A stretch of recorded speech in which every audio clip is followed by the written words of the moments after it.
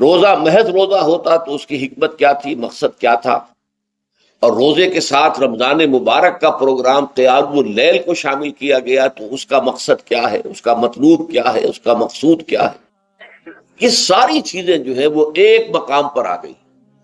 نماز کے بارے میں آپ کو معلوم ہے کہ اس کا حکم تو بے شمار جگہ آیا ہے، لیکن احکام وضو کے حکم کہیں اور ہیں، نماز سفر کی اس کا حکم کہیں اور ہے، نماز خوف کا حکم کہیں اور ہے، تو مختلف معلوم ہوتا ہے کہ وہ اور اوقات جو ہے نماز کے وہ مختلف مقامات سے اخذ کیے گئے ہیں، کسی ایک جگہ پر تفصیل کے ساتھ 5 جو نماز کے اوقات ہیں وہ موجود نہیں ہیں۔ تو اس اعتبار سے وہ قرآن مجید کے اندر وہ معاملہ جو ہے منتشر ہے۔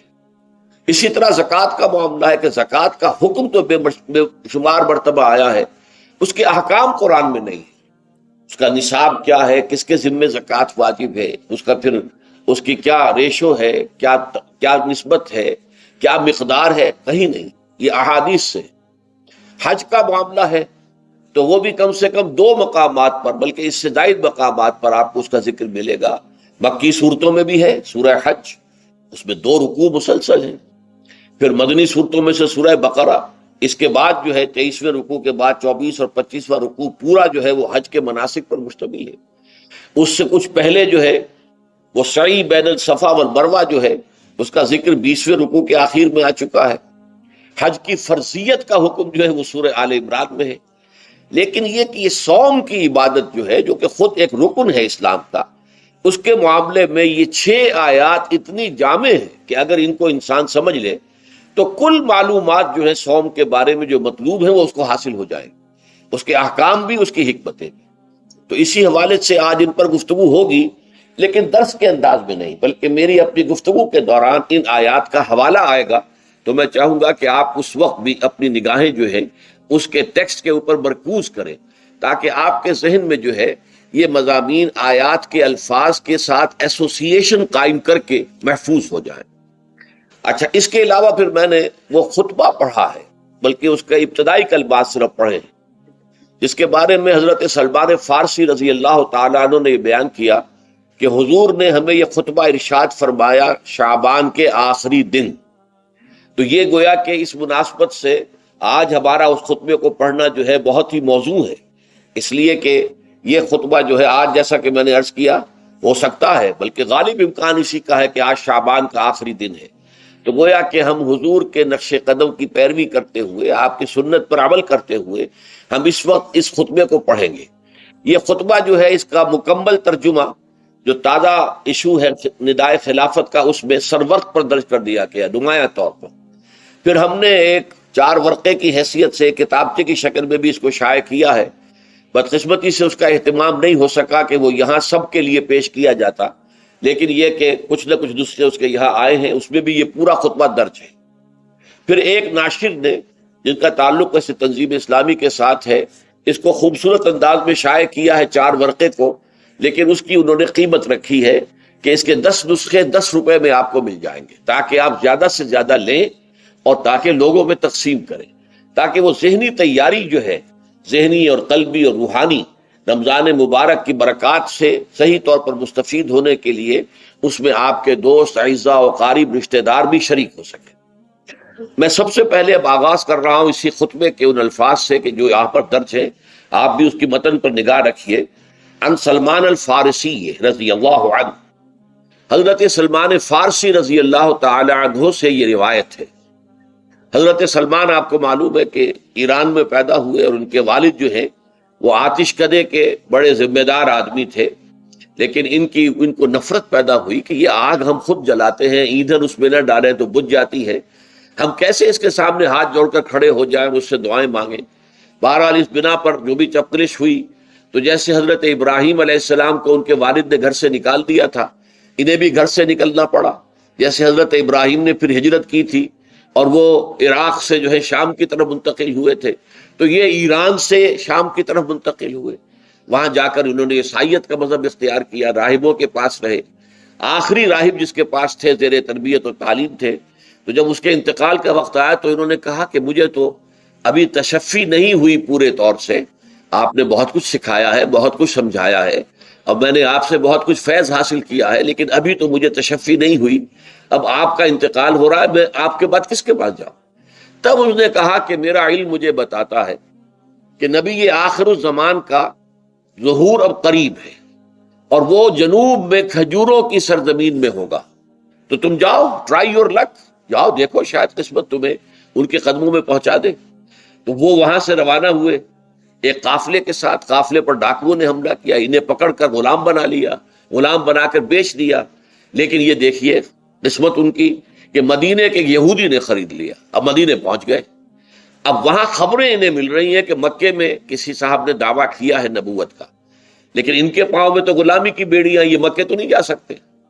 تو میں کہا کرتا ہوں کہ یہ اس شخص کی قسمت ہے کہ جیسے ہم کہتے ہیں کہ پیاسا کنویں کے پاس جایا کرتا ہے، کنواں تو پیاسے کے پاس نہیں آتا، لیکن یہاں کیا ہوا، کنواں چل کر پیاسے کے پاس پہنچا ہے۔ محمد الرسول اللہ صلی اللہ علیہ وسلم ہجرت فرما کر مدینے تشریف لے آئے۔ تب انہوں نے اپنے آقا سے ایک روز کچھ تھوڑی سی کھجوریں مانگی، لیں اور اجازت طلب کی اور جا کر حضور کی خدمت میں پیش کی، کیونکہ اس نے یہ بتایا تھا راہب نے کہ وہ ہدیہ تو قبول کر لیں گے، صدقات قبول نہیں کریں گے، صدقہ قبول نہیں کریں گے۔ تو اسی امتحان کے لیے جا کر حضور کی خدمت میں وہ کھجوریں پیش کی۔ حضور نے پوچھا کیا ہے؟ عرض کیا صدقہ، فرمایا نہیں میں صدقہ قبول نہیں کرتا، یہ غربا کا حق ہے، دے دو، تقسیم کرو۔ پھر کچھ عرصے کے بعد پھر کچھ کھجوریں لی ہوگی اپنے اس آقا سے، پھر پہنچے، پھر جب حضور نے پوچھا کیا ہے، عرض کیا کہ یہ ہدیہ، آپ نے فرمایا ہاں ٹھیک ہے، ہدیہ میں قبول کرتا ہوں۔ تو فوراً قدموں میں گر گئے، ایمان لے آئے۔ اور ان کا معاملہ جو ہے یہ بھی جان لیجئے کہ یہ فقراء صحابہ میں سے تھے جو کوئی کام نہیں کرتے تھے، ہمہ وقت حضور کے ساتھ رہنا، اور اس اعتبار سے حضور نے ان کے بارے میں یہ بھی کہا ہے کہ سلمان و منا من اہل البیت، سلمان جو ہے وہ ہمارے اہل بیت میں شامل ہے رضی اللہ تعالی عنہ۔ ان کی روایت ہے قال خطبنا رسول اللہ صلی اللہ علیہ وسلم، تو وہ فرماتے ہیں کہ ہمیں خطبہ ارشاد فرمایا نبی اکرم صلی اللہ علیہ وسلم نے شعبان کے آخری دن، فقال، اور فرمایا یا ایھا الناس، اے لوگو، قد اظلکم شہر عظیم، تم پر ایک عظمتوں والا مہینہ سایہ فگن ہو گیا ہے۔ ظل کہتے ہیں سائے کو، اظلکم تم پر سایہ فگن ہو گیا ہے، ایک بہت عظمتوں والا مہینہ۔ اب دیکھیں یہ وہی ہے بات جو انگریزی کے محاورے میں ہے کہ coming events cast their shadows before, آنے والے واقعات کا ایک سایہ سا پہلے سے پڑ جاتا ہے۔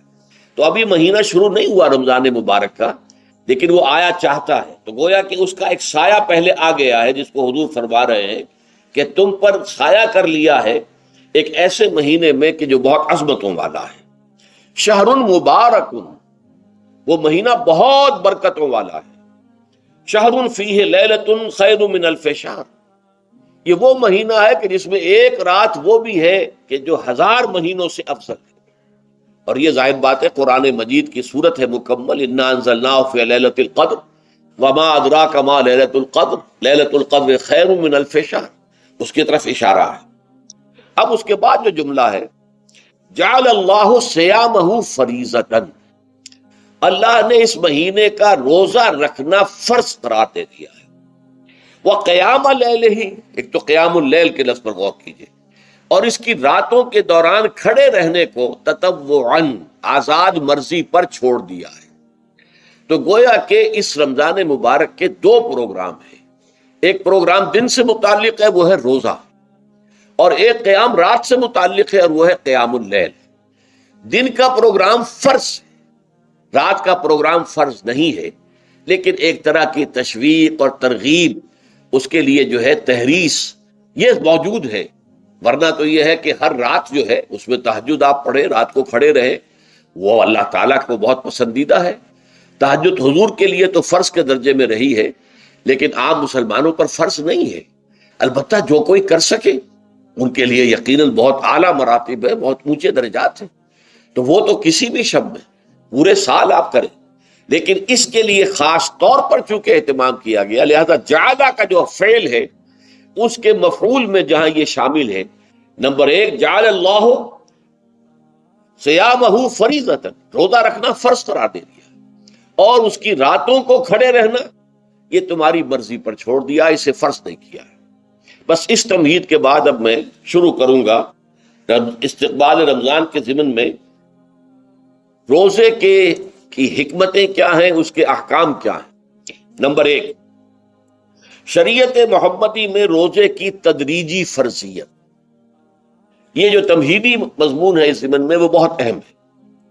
پہلی بات یہ جان لیجئے کہ اہل عرب جو ہیں، قریش بھی، اہل مکہ اور قریش کے تابع بقیہ تمام بنی اسماعیل بھی، اور ان کے تابع جو بھی عرب میں دوسرے قبیلوں کے لوگ تھے کہ جو عربی تھے اور مشرک تھے، وہ سب اس کے اندر مراد ہیں۔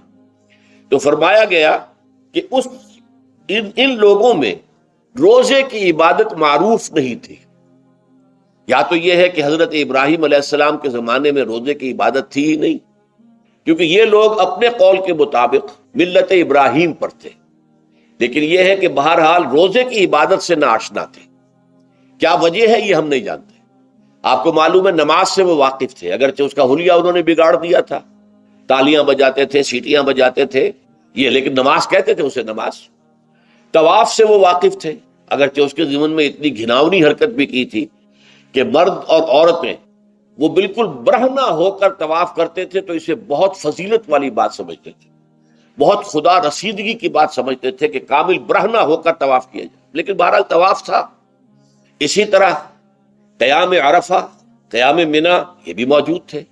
تو حج کے بھی بہت سے ارکان جو ہیں وہ ان کے ہاں معروف تھے، اور ویسے خیرات و صدقات، چاہے زکوٰۃ ایک خاص نظام کے تحت نہیں تھی، لیکن زکوٰۃ و صدقات، بھوکوں کو کھانا کھلانا، یہ ان کے ہاں اعلیٰ اقدار میں یہ چیزیں شامل تھیں، اخلاقیات کے اونچے مقامات میں۔ کہ صوم کا ان کے ہاں قطعاً کوئی ذکر نہیں تھا، روزے کی عبادت جو ہے ان کے ہاں بالکل نہیں تھی۔ البتہ صوم کا لفظ موجود تھا، یہ لفظ وہ استعمال کرتے تھے اپنے گھوڑوں کے لیے، روزہ رکھواتے تھے گھوڑوں کو۔ اس کا پس منظر یہ ہے کہ ان کے ہاں آپ کو معلوم ہے کہ لڑائی، دنگا فساد، جنگ، اور یہ کہ غارت گری کرنا، لوٹ مار کرنا، یہ تمام ان عرب قبائل کا پیشہ تھا، اصل پیشہ یہی تھا۔ اس میں ان کے پاس 2 جانور تھے، ایک تو اونٹ۔ اونٹ جو ہے وہ ان کی جو آب و ہوا ہے اور ان کے جو حالات ہیں اس کے ساتھ پوری مطابقت رکھتا ہے، یعنی اسے کئی دن کھانے کو نہ ملے اسے پرواہ نہیں، ہفتہ بھر پانی نہ ملے اسے کوئی پرواہ نہیں۔ اس اعتبار سے دھوپ کی کتنی ہی جو ہے تپش ہو، اونٹ کو کچھ نہیں کہتی۔ لیکن یہ کہ وہ سست رفتار جانور ہے، لڑائی کے لیے، جنگ کے لیے، خاص طور پر غارت گری جہاں کرنی ہو، جہاں جا کر گویا کہ ڈاکہ مارنا، پھر دوڑنا ہے، بھاگنا ہے، واپس جانا ہے، تو انہیں گھوڑے کی ضرورت ہوتی تھی جو سریع الرفتار ہے۔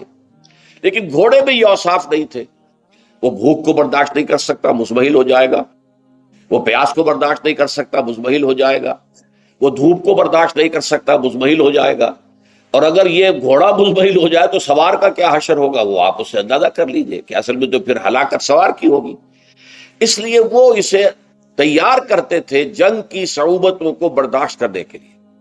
اس کا دانا پانی بند کر دیا، اور اس کا منہ جو ہے وہ عرب بدو جو ہوتا تھا خود تو اپنا چہرہ اور سر لپیٹ لیتا تھا کپڑے کے اندر جب وہ چلتی تھی۔ ان کے ہاں باد سموم، تیز آگ جیسی ہوا جو ہے جس کے اندر ریت کے ذرات بھی ایسے ہوتے تھے گویا کہ کسی بھاڑ کی جو ہے اس کے اندر کی ریت جو ہے وہ چلی آ رہی ہے، تو گھوڑے کا رخ ادھر کر کے کھڑے کر دیتے تھے اس کو، خود اپنے منہ پر ڈاٹا باٹا باندھا ہوا اپنی حفاظت کے لیے، تاکہ اس کے اندر دھوپ کی سختی برداشت کرنے کی عادت پیدا ہو جائے، پیاس کی برداشت کرنے کی عادت پیدا ہو جائے، بھوک کو برداشت کرنے کی۔ اس کو کہتے تھے صوم۔ صوم کے لفظی معنی رک جانا۔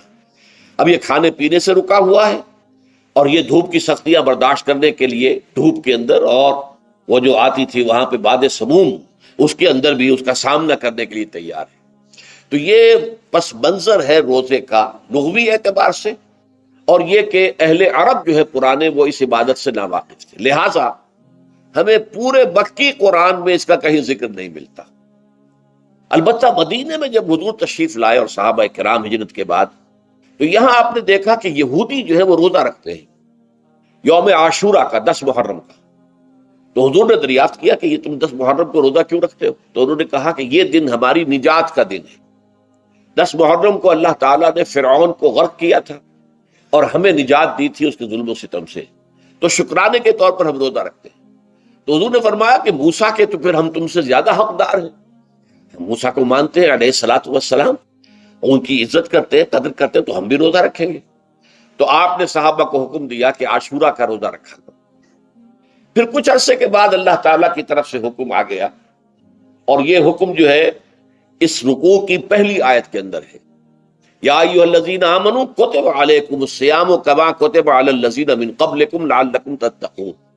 لیکن جیسا کہ میں بعد میں بتاؤں گا، یہ حکم صوم رمضان کا نہیں ہے، بلکہ یہ کہ اللہ کے حکم سے پہلے 3 دن کے روزے فرض کیے گئے۔ ہر مہینے کی 13ویں، 14ویں اور 15ویں تاریخ کو روزہ رکھو۔ اس میں بڑی حکمت تھی، چونکہ یہ عرب عادی نہیں تھے روزے کے، تو انہیں تدریجاً خو کر کرنا تھا۔ ظاہر بات ہے کہ 30 دن جو ہے وہ تو ایک بڑی مدت ہے، اور ظاہر بات ہے کہ مئی کا مہینہ بھی آ جائے گا، اس میں جون بھی آئے گا، جولائی بھی آئے گا، قیامت خیز مہینے آ جائیں گے، تو بڑی ہمت جواب دے جائے گی۔ تو پہلے روزہ ہر مہینے 3 روزے رکھنے کی ان کو مشق کرائی جائے تاکہ یہ عادی ہو۔ یہ 3 روزے اگر مئی میں بھی آ گئے، جون میں بھی آ گئے، تب بھی ٹھیک ہے، اس کو انسان 3 دن کی تو مشقت برداشت کر سکتا ہے۔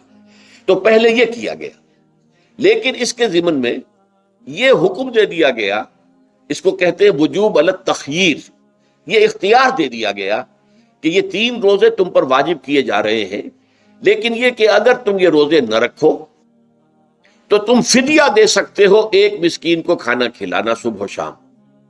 یہ ہے وجوب علی التخییر۔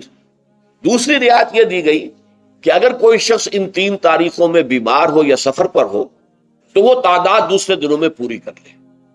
یہ ہے گویا کہ سب سے پہلا حکم جو دیا گیا ہے، اور اس کے ضمن میں اب میں چاہتا ہوں کہ آیت نمبر 2 آپ اچھی طرح پڑھ لیں، اپنا سامنے رکھیے اور اس کے حوالے سے یہ بات سمجھ لیجیے۔ ایام معدودات، یہ دن ہے چند گنتی کے۔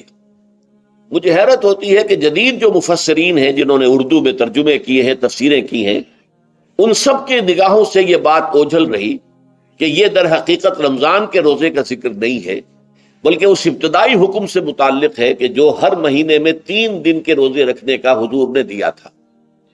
لیکن یہ کہ میرا اپنا ذاتی واقعہ یہ ہے زندگی کا، اور یہ اہم واقعات میں سے ہے، میں جب میڈیکل کالج میں پڑھتا تھا، تو یہ 19-20 سال کی میری عمر، اس وقت بھی مجھے یہ احساس ہوا تھا کہ یہ جو 2 آیات آئی ہیں یہاں ایک دوسرے کے تقابل میں، یہ بیک وقت نازل نہیں ہو سکتی، ان میں وقفہ ہوگا، اور یقیناً پہلا حکم کسی اور پس منظر میں ہے، دوسرا حکم جو بعد میں ہم دیکھیں گے وہ کسی اور پس منظر میں ہے۔ تو میری رائے یہ تھی، اور میں اس پر قائم بھی تھا، بیان بھی کرتا تھا، لیکن ڈرتا تھا، اس لیے کہ اس وقت تک جتنی تفسیریں میں نے دیکھی تھی، ترجمے دیکھے تھے، ان میں سے کسی نے یہ بات کہی نہیں تھی۔ تو ایک آدمی اپنی رائے کے اوپر اتنی بڑی بات کہہ دے تو میں ڈرتا رہتا تھا، لیکن کہتا تھا کہ میری رائے یہی ہے۔ پھر اتفاق سے جماعت اسلامی ہند کا ترجمان ہوتا تھا ماہنامہ زندگی، عروج احمد قادری صاحب اس کے مدیر تھے۔ وہ جو ایک پرچہ آیا اس میں انہوں نے تنقید کی تھی مولانا سید انور شاہ بخاری رحمۃ اللہ علیہ پر، کہ ان کشمیری رحمۃ اللہ علیہ سے ان کے اوپر یہ تنقید کی تھی کہ انہوں نے یہ عجیب بات کہہ دی ہے کہ یہ جو حکم ہے یہ رمضان کا نہیں ہے، بلکہ رمضان سے پہلے جو حضور نے حکم دیا تھا 3 دن کے روزے رکھنے اس سے متعلق ہے۔ اب مجھے اس کے اوپر پورا اطمینان ہو گیا کہ اگر سید محمد انور شاہ کاشمیری رحمۃ اللہ علیہ کی رائے یہ ہے تو متفق گردید رائے ابو علی بارائے من، مجھے اب اس سے زیادہ اور کسی سند کی ضرورت نہیں۔ بعد میں نے جب تفسیر کبیر امام راضی رحمۃ اللہ علیہ کی اس کا بھی مطالعہ شروع کیا تو میں حیران ہوا کہ سلف میں تو یہ رائے کثرت سے موجود تھی۔ کیا سبب ہوا ہے کہ آج کے دور کے جو مترجمین اور مصنفین ہیں ان کی نگاہوں سے بالکل یہ بات اوجھل ہو گئی؟ اس معمے کو میں حل آج تک نہیں کر سکا، لیکن اب میں پورے تیقن سے آپ سے کہہ رہا ہوں کہ یہ جو پہلی 2 آیتیں ہیں ان کا تعلق صوم رمضان سے نہیں ہے، بلکہ ان کا تعلق ہے وہ 3 دن کی۔ اس کی سب سے بڑی دلیل اس کے اندر موجود ہے، ایام معدودات، گنتی کے چند دن۔ اب 30 یا 29 دن جو ہے وہ گنتی کے چند دن نہیں ہو سکتے، وہ اچھی بڑی تعداد ہے۔ پھر یہ ہے کہ یہ معدودات جو ہے اس کو کہا جاتا ہے جمع قلت، یہ زیادہ سے زیادہ 9 پر اس کا اطلاق ہوتا ہے، اس وزن پر جو جمع آتی ہے۔ اور اس میں جو ہے خود قرآن مجید میں حج کے سلسلے میں منا کے قیام کے ضمن میں الفاظ آئے ہیں، ایام معدودات فمن تعجل فی یومین فلا اسم علیہ ومن تاخر فلا اسم علیہ۔ مینا میں قیام ہے گنتی کے چند دن، تو جو 2 دن ہی میں جلدی کر کے وہاں سے واپس ہو جائے اس پہ بھی کوئی اس گناہ نہیں ہے، اور جو مؤخر کر کے 3 دن پورے کرے اس پر بھی کوئی گناہ نہیں۔ تو وہاں پر بھی نظیر موجود ہے کہ 2 یا 3 دن پر اس کا اطلاق ہو رہا ہے۔ تو یہاں پر ایام معدودات سے لازماً یہ مراد ہے کہ یہ 3 دن جو ہے ہر مہینے میں 13ویں 14ویں 15ویں در حقیقت اس روزے سے متعلق یہ آیت آ رہی ہے۔ اور یہ بھی نوٹ کر لیجئے کہ رمضان کے روزے کی فرضیت کے بعد بھی حضور کا معمول اور آپ کے صحابہ کا، اور جو بھی ہمارے ہاں اتباع کرتے ہیں حضور صلی اللہ علیہ وسلم کا نوافل میں بھی ان کا یہ معمول ہے۔ ہر مہینے میں یہ 3 روزے حضور بعد بھی رکھتے تھے، اور آپ کے بہت سے صحابہ رکھتے تھے، اور آج بھی ہمارے ہاں بہت سے لوگ جو دیندار ہیں اور جن کے اندر یہ جذبہ ہے اتباع سنت کا، وہ رکھتے ہیں۔ 13ویں 14ویں اور 15ویں تاریخوں کا ان کو ایام 20 کہتے ہیں۔ اس کی راتیں روشن ہوتی ہیں، 13ویں رات، 14ویں رات، 15ویں رات۔ چاند جو ہے اس کے اندر آپ کو معلوم ہوتا ہے 14ویں کو تو مکمل ہوتا ہی ہے، 13ویں اور 15ویں کا بھی تقریباً مکمل ہے۔ تو ایام 20 کے روزے جو ہیں بعد میں بھی برقرار رہے ہیں، لیکن نفلاً۔ فرض اس کے بعد جو ہے وہ رمضان کے روزے ہو گئے۔ تو ایام معدودات یہ دن ہے گنتی کے۔ فمن کان منکم مریض او علی سفر فعدۃ من ایام اخر، تو جو کوئی بھی تم میں سے ہو بیمار یا سفر پر تو وہ تعداد پوری کر لے دوسرے دنوں۔ گویا کہ اب اگلی کیا، ایک تو یہ رعایت ہو گئی، دوسری رعایت وعلی الذین یطیقونہ فدیۃ طعام مسکین، اور ان لوگوں کے ذمے کے جو اس کی طاقت رکھتے ہوں، یعنی مریض بھی نہیں ہے، صحت مند ہے، روزہ رکھ سکتے ہیں، سفر بھی نہیں ہے، سفر پر نہیں ہے، مقیم ہے، روزہ رکھ سکتے، پھر بھی نہ رکھیں تو ان کے لیے بھی ایک اختیار، اسی لیے میں نے لفظ استعمال کیا تھا وجوب علی التخییر، واجب تو ہے لیکن اس میں ایک اختیار دے دیا گیا ہے۔ وہ اختیار کیا ہے؟ فدیۃ طعام مسکین، تو پھر یہ ہے کہ ایک مسکین کو کھانا کھلا دینا۔ فدیہ کہتے ہیں کسی چیز کا بدل ہو جائے، جیسے کہ جنگی مجرم ہے اس کا فدیہ ہے، گویا کہ اس کو دے کر وہ پھر آزاد ہو جائے گا، فدیہ اس کو کہتے ہیں۔ ففدیۃ طعام مسکین، لیکن یہ ہے کہ فمن تطوع خیرا فہو خیر اللہ، اور جو نیکی سے خیر کرنا چاہے مزید تو وہ اس کے لیے بہتر ہے۔ ایک کے بجائے 2 کو کھلائے، 3 کو کھلائے، 4 کو کھلائے، 10 کو کھلائے، تو یہ تو ترغیب ہے، لیکن کم سے کم ایک مسکین کو کھانا کھلانا 2 وقت کا۔ وَأَن تَصُومُوا خَيْرٌ لَكُمْ، اب دیکھیے یہ لفظ بول رہے ہیں، اگر تم روزہ رکھو تو یہ تمہارے حق میں بہتر ہے، یعنی اگرچہ اختیار تمہیں دے دیا ہے، اختیار یہ ہے کہ روزہ رکھو، اگر نہ رکھو تو فدیہ دے دو ایک مسکین کا کھانا، لیکن اگر تم روزہ رکھو، ان کنتم تعلمون، اگر حقیقت میں تم علم رکھتے ہو کہ روزے کے اندر کیا کیا برکات ہیں، تو تمہیں روزہ لازماً رکھنا چاہیے۔ تشویق اور ترغیب موجود ہے، لیکن یہ کہ اس کی فرضیت یا وجوب نہیں ہے۔ یہ تھا ابتدائی حکم روزے کی ضمن میں۔ اب اس کے بعد اگلی آیت جو ہے اس کے بھی پہلے حصے کو مت پڑھیے، شہر رمضان الذی انزل فیہ القرآن، اس کے بارے میں تو بعد میں گفتگو ہوگی، بینات من الہدی والفرقان، لیکن اگلا جملہ فمن شہد منکم الشہر فلیصم، اب یہ رمضان کے روزے کی فرضیت کا حکم آیا۔ رمضان کا مہینہ وہ ہے جس میں قرآن نازل کیا گیا، اس کے بارے میں جیسا کہ میں نے عرض کیا پھر بعد میں عرض کروں گا، لیکن جو شخص بھی تم میں سے موجود ہو اس مہینے میں، اپنے گھر میں موجود ہے، اپنے شہر میں موجود ہے، سفر پر نہیں ہے، یا یہ ہے کہ جو شخص بھی اس مہینے کو پائے، اس کی زندگی میں یہ مہینہ آ جائے، یہ برکتوں کا ایک موقع اسے مزید حاصل ہو جائے، فلیصم، یہ امر کا صیغہ ہے، یہ وجوب ہے مطلقاً۔ اب اس میں جو 2 رعایتیں پہلے دی گئی تھی ان میں سے ایک کو برقرار رکھا، وَمَنْ كَانَ مَرِيضًا أَوْ عَلَى سَفَرٍ فَعِدَّةٌ مِّنْ أَيَّامٍ أُخَرَ، یہی وہ الفاظ ہیں جن کی بنا پر میرا گمان اس وقت بھی یہ تھا کہ یہ 2 بیک وقت نازل نہیں ہو سکتی آیات۔ یہ جو تکرار ہے بے معنی تکرار ہو جائے گی پھر اگر ایک ہی وقت میں نازل ہو رہی ہو، اور قرآن مجید کی فصاحت اور بلاغت سے یہ چیز بعید ہے کہ وہاں پر اس طرح کی تکرار بلا سبب ہو رہی ہو۔ قرآن میں اور بہت سی آیات ہیں جن میں کہ آپ کو معلوم ہے کہ پورا رکوع ہے سورہ مزمل کا، اس میں قیام اللیل کا حکم ہے، پھر اسی کے آخر میں وہ آیت شامل کر دی گئی ہے جو کم سے کم 1 سال بعد نازل ہوئی ہے، جس میں کہ رات کے قیام کا وجوب ختم کر دیا گیا، اور صرف یہ کہ جتنا بھی تم سے ممکن ہو سکا کرو، ضروری نہیں ہے کہ تہائی شب ہو، آدھی ہو، 2 تہائی ہو، جتنا بھی ممکن ہو قرآن پڑھا کرو رات کو، گویا کہ وہ فرضیت جو تھی قیام اللیل کی وہ ختم ہو گئی۔ اس حوالے سے وہ جو ناسخ ہے، منسوخ کرنے والی آیت بھی اس کے ساتھ ہی رکھ دی گئی ہے، تاکہ وہ جو اصل حکم تھا وہ بھی برقرار سامنے رہے، اور جس نے آ کر اسے منسوخ کیا وہ بھی برقرار رہے اور سامنے رہے۔ اسی طرح یہاں پر بھی یہ حکم آیا، کتنے عرصے کے بعد آیا یہ مجھے معلوم نہیں، لیکن یہ کچھ عرصے کے بعد آیا ہے کہ رمضان کا مہینہ وہ ہے کہ جس میں قرآن نازل کیا گیا۔ اب جو شخص بھی اس مہینے کو پائے اس پر لازم ہے کہ اس کے روزے رکھے۔ ہاں، من کان مریضا او علی سفر، جو شخص ہو مریض، بیمار ہو یا سفر پر ہو، فعدۃ من ایام اخر، تو وہ تعداد پوری کر لے دوسرے دنوں میں۔ یرید اللہ بکم الیسر ولا یرید بکم العسر، اللہ تمہارے ساتھ آسانی چاہتا ہے، سختی نہیں چاہتا۔ یہ اصل میں کیوں کہا ہے اس کی وجہ سمجھ لیجئے۔ آج بھی آپ کو اپنے ہاں ایسے لوگ مل جائیں گے جن کا تقویٰ کا تصور اتنا غلط ہو گیا ہے کہ 104 درجے کا بخار ہے، روزہ چھوڑنے کو تیار نہیں۔ بھلے آدمیوں، اللہ نے تمہیں ایک رخصت دی ہوئی ہے تو خام خواہ اپنے اوپر یہ شدت کیوں لے رہے؟ لیکن لیتے ہیں، روزہ چھوڑنے کو تیار، روزہ قضا نہیں کرو۔ سفر پر جا رہے ہیں اور روزہ قضا کرنے کو تیار نہیں۔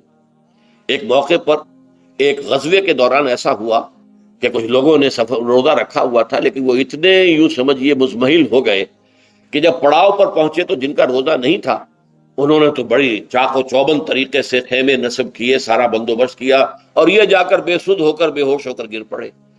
تو حضور نے فرمایا ان کو دیکھ کر، لیس من البر الصیام فی السفر، سفر میں روزہ رکھنا یہ کوئی نیکی کا کام نہیں ہے، یہ نیکی کا غلط تصور ہے کہ جو تم نے اپنے اختیار کر لیا۔ یہ تمہارے اندر تشدد پسندی پیدا ہو رہی ہے۔ دین کے احکام میں جو مقصد ہے وہ کیا ہے؟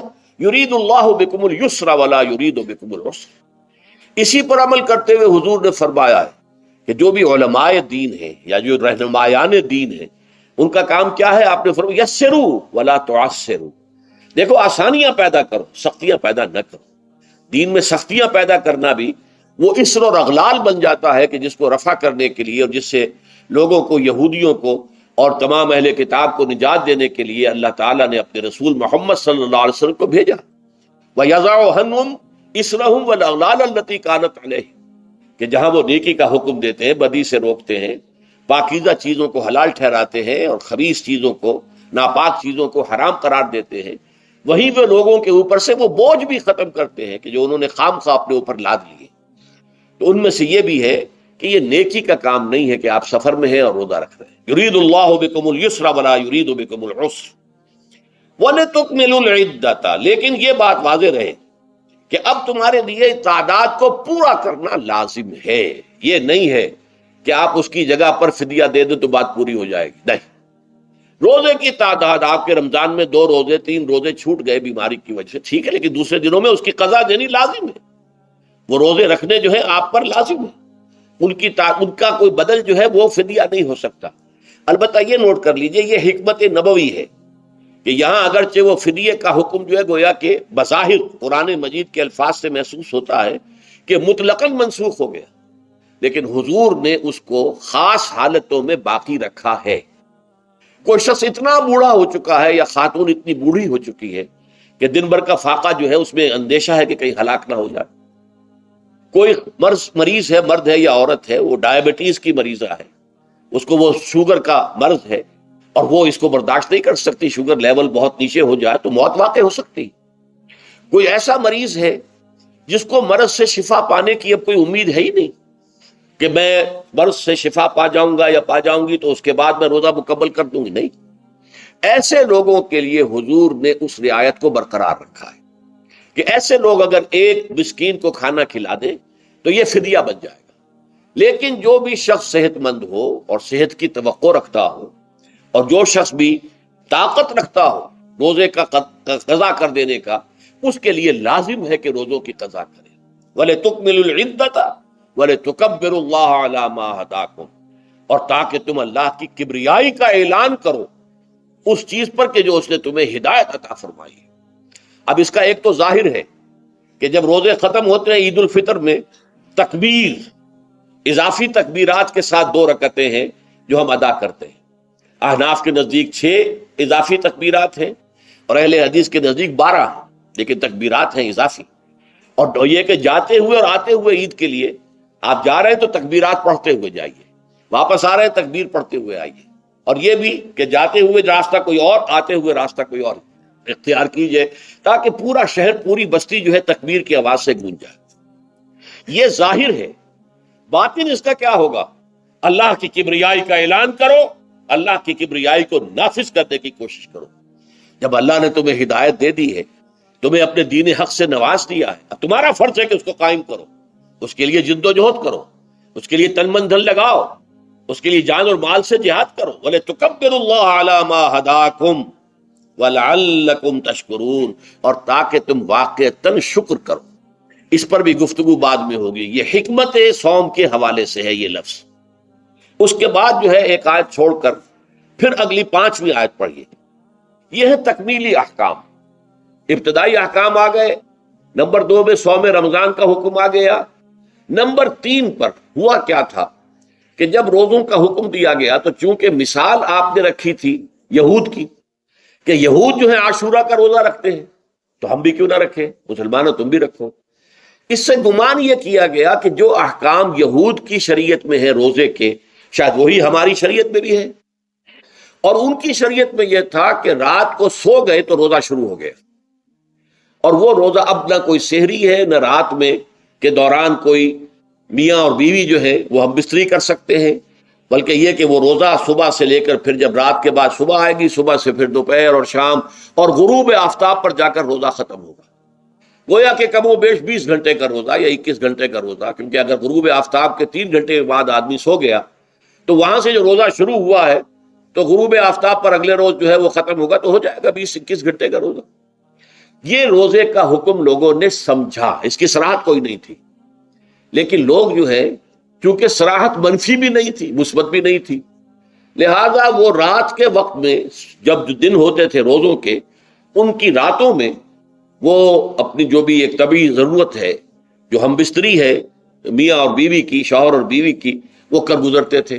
جذبات کے اندر جو بھی اس وقت ان کی احتیاج ہوئی، دل میں کھٹک رہتی تھی کہ پتہ نہیں ہم نے یہ صحیح کام کیا نہیں کیا، غلط کیا، تو اس سے یہ کہ ظاہر بات ہے کہ پھر قرآن مجید اسے قرار دے رہا ہے اپنے آپ سے خیانت کرنا۔ جب انسان اپنے ضمیر کے خلاف کوئی بات کر رہا ہو تو چاہے وہ بات صحیح ہے لیکن وہ اسے گناہ سمجھ کے کر رہا ہے تو اس نے تو گناہ کیا، وہ اپنے آپ سے تو خیانت کر رہا ہے۔ ایک شخص ہے وہ بکری کا گوشت کھا رہا ہے لیکن سمجھتا یہ کہ یہ سور کا گوشت ہے، تو اس نے تو سور ہی کا کھایا نا، اس نے بکری کا تو نہیں کھایا، لیکن اس نے سمجھا یہ کہ یہ سور کا گوشت اور کھا رہا ہے۔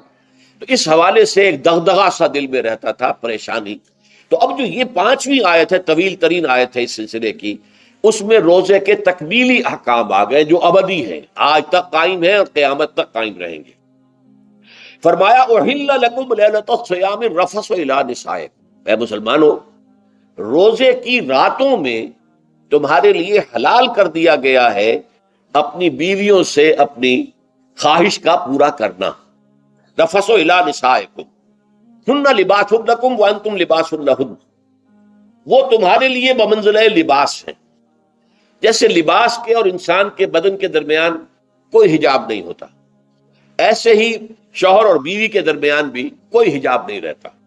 ہن لباس لکم وانتم لباس لہن، اور ویسے بھی ایک معنی میں کہ جیسے لباس آپ کو گرمی کی شدت سے بچاتا ہے، ورنہ ہو سکتا ہے کہ تیز دھوپ جو ہے جو عرب میں ہوتی تھی وہ تو آپ کی کھالوں کو جلا دے، تو یہ حفاظت کا ایک ذریعہ بھی ہے۔ اسی طریقے سے شوہر کے لیے بیوی اپنی عفت و عصمت کو برقرار رکھنے کے لیے ایک ذریعہ ہے کہ کہیں حرام میں منہ نہ مارے، بیوی موجود ہے، حلال ذریعے سے اپنی خواہش پوری کرے۔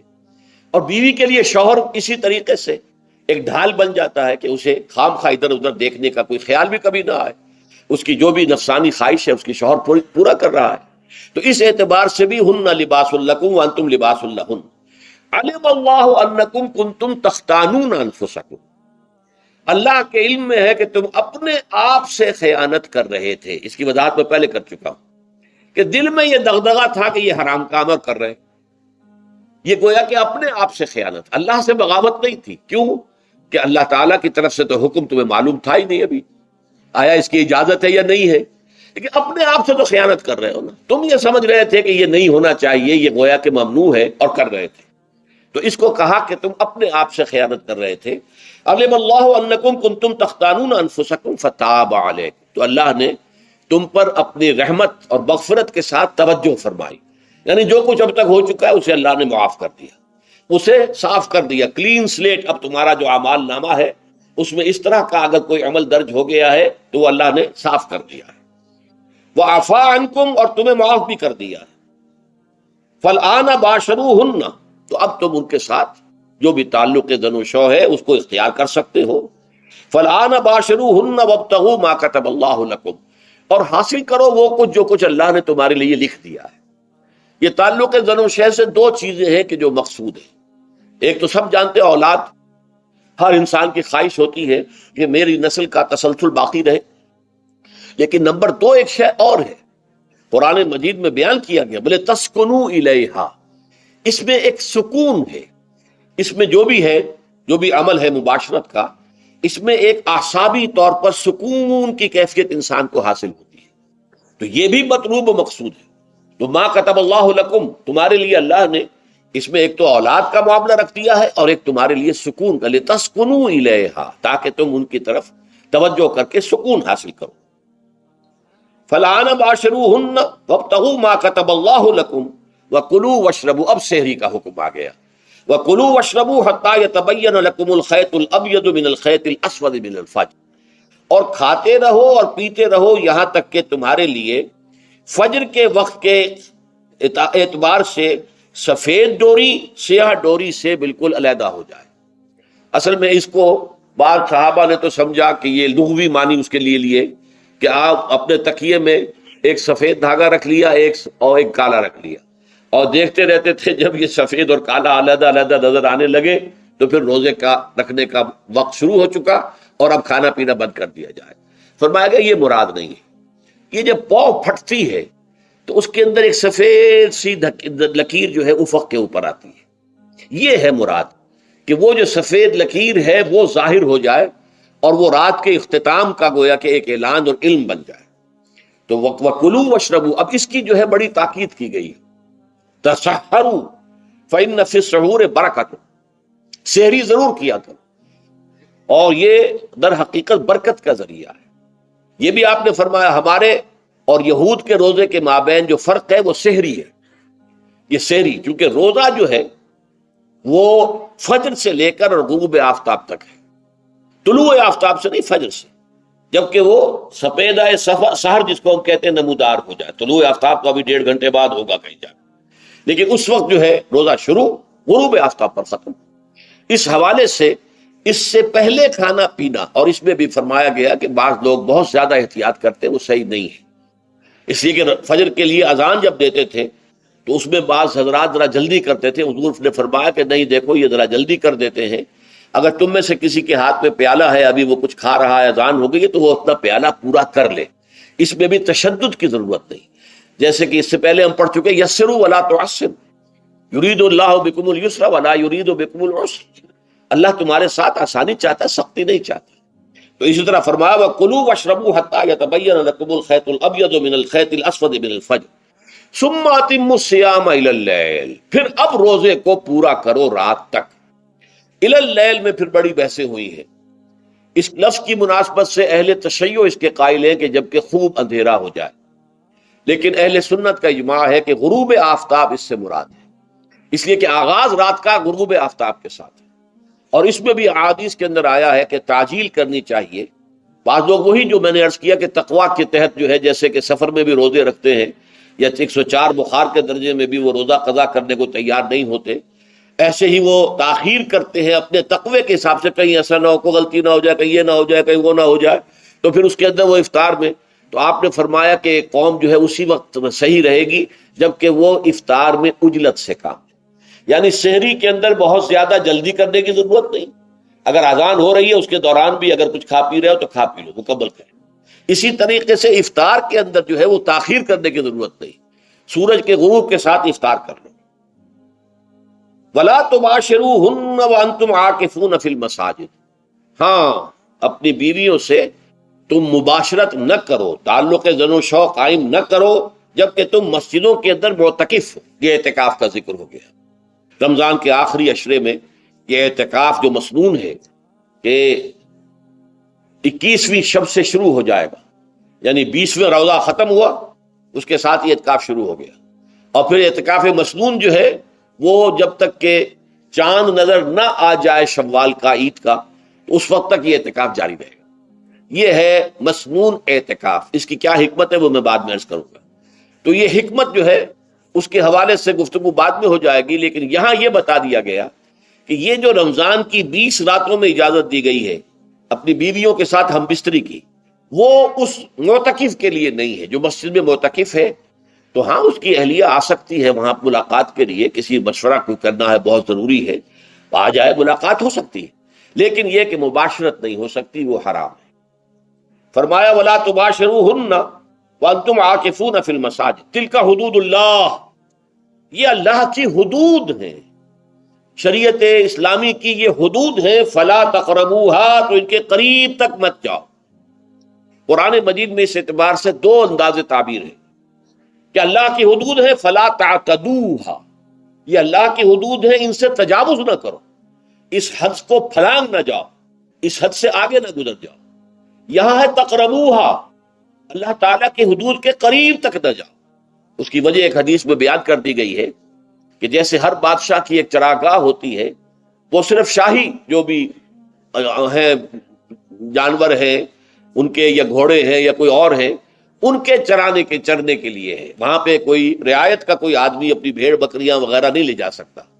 وہ حما کہلاتا تھا کہ یہ شاہ کے لیے مخصوص ہے، لکل ملک حمن وحم اللہ محارمہ، اللہ بھی بادشاہ ہے کائنات کا، ارض و سما کا، اس نے بھی جن چیزوں کو حرام کر دیا ہے وہ حما ہے، اس میں داخل نہیں ہونا تمہیں۔ تو فرمایا کہ جو چرواہا اپنی بھیڑوں کو بالکل اس کی آخری حد تک لے جائے گا تو اندیشہ ہے کہ کوئی بھیڑ کوئی بکری چھلانگ لگائے اور اس چراگاہ میں داخل ہو جائے۔ اس لیے کیپ ایٹ اے ڈسٹینس، ایک فاصلے پر رہو۔ احتیاط کا تقاضا یہ ہے کہ اس آخری حد کے قریب نہ جاؤ، فلا تقربوہا، اس کے قریب نہ جاؤ۔ ان حدود کی تو سختی کے ساتھ پابندی کرنی ہے۔ ان کے لیے یہ ہے کہ ان کو نہ صرف یہ کہ ان سے تجاوز نہیں کرنا، بلکہ ان سے ذرا کچھ فاصلے ہی پر اپنے آپ کو رکھنا ہے۔ کذالک یبین اللہ آیاتہ للناس، اسی طریقے سے اللہ تعالیٰ واضح کرتا ہے اپنی آیات کو لوگوں کے لیے، وَلَعَلَّهُمْ يَتَّقُونَ، اور تاکہ وہ پھر تقویٰ کریں، بچیں۔ جب احکام معلوم ہو گئے اب بچنا آسان ہے، جب احکام معلوم نہیں تو اندیشہ ہے کہ کہیں کسی حرام کے اندر جو ہے وہ ملوث ہو جائے۔ جیسے کہ ایک حدیث میں آتا ہے کہ الحلال بین والحرام بین وبینہما مشتبہات، حلال کیا ہے یہ بھی واضح ہے، حرام کیا ہے یہ بھی واضح ہے، البتہ ان دونوں کے مابین کچھ چیزیں ہوتی ہیں متشابہات، پتہ نہیں حلال ہے کہ حرام ہے، تو تم بچو، ان چیزوں سے بھی بچو، اس لیے کہ اس کے اندر حرام ہونے کا اندیشہ ہے نا، لہذا ان سے بھی بچو۔ جو صریحاً حلال ہے اسی پر اکتفا کرو، جن کے بارے میں تعین نہیں ہو پا رہا ہے کہ وہ حلال ہیں، البتہ یہ بھی ثابت نہیں ہو رہا ہے کہ وہ حرام ہیں، تو ان سے یہ تقویٰ کا تقاضا ہے۔ اگرچہ قانونی اعتبار سے یہ کہا جائے گا کہ وہ مباح ہے، جس شے کی حرمت کا ثبوت ہمیں کتاب اللہ اور سنت رسول سے نہ ملے وہ مباح ہے، لیکن یہ ہے کہ تقویٰ کا تقاضا یہ ہے، قانون کا تقاضا یہ کہ مباح کو آپ اختیار کریں گے تو آپ پر گرفت نہیں ہوگی، اس لیے کہ اس کی حرمت ثابت نہیں ہے، لیکن تقویٰ کا تقاضا یہ ہے کہ آپ صرف اس شے پر اکتفا کریں کہ جس کے حلال ہونے کے لیے ثبوت اور دلیل موجود ہے۔ تو یہ ہے کہ تلک حدود اللہ فلا تقربوها کذالک یبین اللہ لکم للناس آیاتہ للناس لعلہم یتقون۔ یہ احکام ہے تکمیلی روزے کے، جس کے ضمن میں میں نے کچھ احادیث نبویہ کے حوالے سے بھی ان کی مزید وضاحت کر دی۔ اب آئیے تیسری بات، روزے کا اصل حاصل کیا ہے۔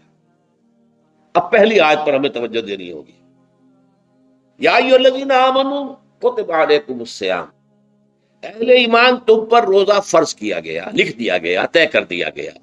اگرچہ جیسا کہ میں نے عرض کیا یہ ابتدائی حکم ہے اور اس میں وجوب علی تخییر وہ بعد میں آ چکا دوسری آیت میں، کما کتب علی الذین من قبلکم، جیسے کہ یہ فرض کیا گیا تھا ان پر جو تم سے پہلے تھے، یعنی یہود اور نصارہ، ان پر بھی یہ روزہ جو ہے یہ فرض تھا۔ البتہ احکام مختلف ہو گئے، جیسے جمعے کا دن، اور جمعے کو چھوڑ کر یہودیوں نے سبت کا دن اختیار کیا، عیسائیوں نے جو ہے وہ سنڈے کو اختیار کر لیا، لیکن احکام میں فرق ہے. وہاں پورے سبت کے دن، ہفتے کے دن کاروبار دنیاوی مطلقاً حرام، لیکن ہمارے ہاں شریعت کے اندر آسانی پیدا کی گئی کہ صرف جمعے کی اذان سے لے کر نماز ادا ہو جانے تک وہ حرام ہے، لیکن باقی یہ ہے کہ اس سے پہلے بھی اگر کرو اور بعد میں جب فَإِذَا قُضِيَتِ الصَّلَاةُ فَانتَشِرُوا فِي الْأَرْضِ وَابْتَغُوا مِن فَضْلِ اللَّهِ، جب نماز ادا ہو چکے تو جاؤ، منتشر ہو سکتے ہو زمین میں اور اللہ تعالیٰ کے فضل کو تلاش کر سکتے ہو.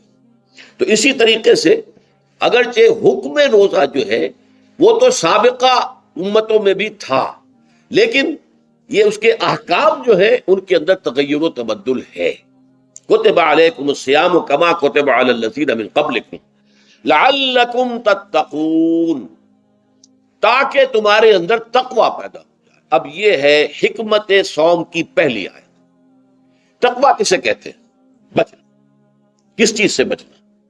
اللہ نے جو چیزیں حرام کی ان سے بچنا، اللہ کے احکام کو توڑنے سے بچنا. دیکھیے یہ لفظ جو ہے اس کا مادہ ہے وا، قاف اور یا، وقا. وقا یقی کے معنی ہے کسی کو بچانا. ہم دعا مانگتے وقنا عذاب النار، اے اللہ ہمیں آگ کے عذاب سے بچا لے. لیکن اتقا بنتا ہے باب افتعال، واو تے میں شامل ہو گئی تو اتقا، اور اسی سے تقوی ہے. تقوی کے معنی کیا ہے؟ بچنا، خود بچنا. وقا یقی دوسرے کو بچانا. بچنا اللہ کے احکام کو توڑنے سے، اللہ کی حرام کردہ چیزوں میں ملوث ہونے سے، اللہ کے غضب سے، غصے سے، اللہ کی ناراضگی سے، اور آخرت میں اللہ کے عذاب سے. یہ بچنے کی روش ہے. پوری زندگی میں بھی اس کو جاری رکھو. یہ تقوی زندگی میں کیا ہوگا؟ اللہ کے احکام کو توڑنے سے بچنا، اللہ کی حرام کردہ چیزوں میں ملوث ہو جانا، ان کا استعمال کھانے پینے سے متعلق ہوں یا وہ شہوت سے متعلق ہوں یا کسی اور چیز سے متعلق ہوں، اس سے بچنا. اور یہ بچنا جو ہے آخرت میں نتیجہ خیز ہوگا، جہنم سے بچاؤ ہو جائے گا، آگ کے عذاب سے نجات مل جائے گی. اچھا روزے کا اس سے تعلق کیا ہے یہ سمجھ لیجئے. دیکھیے ہمارے گناہوں کا سب سے بڑا سبب ہمارے نفسانی تقاضے ہیں. ہم ایک حیوان بھی ہیں اور حیوان سے برتر بھی کچھ ہے، وہ میں بعد میں عرض کروں گا، لیکن حیوان تو ہے. جیسے ہر حیوان کو کچھ خوراک کی ضرورت ہے، ہمیں بھی ضرورت ہے. ہر حیوان کو بقائے نسل کا معاملہ جنسی ہے، وہ ہمارا بھی ہے. ہر حیوان کو کوئی نہ کوئی سر چھپانے کی جگہ چاہیے، کوئی گھونسلہ ہو، کوئی کھو ہو، کوئی بل ہو، کچھ بھی ہو، اس سے چاہیے آخر. اسی طریقے سے ہمارے سارے تقاضے، حیوانات کو بھی آرام چاہیے، ہمیں بھی آرام چاہیے. یہ حیوانی تقاضے جو ہیں جن کو ہم کہیں گے اینیمل انسٹنکٹس، ہمارے وجود کے اندر ہیں یہ، اور ان کا تقاضا ہمارے اندر سے ابھرتا ہے. اسی کو اڈ اینڈ لیبیڈو کہا ہے فرائڈ نے. جدید نفسیات کا بابا آدم جو ہے وہ فرائڈ ہے. اس نے اسے اڈ اور لفٹ سے تعبیر کیا، اس سے اوپر سیلف کو لایا ہے، اور اس کے بعد جو ہے وہ سپر ایگو ہے.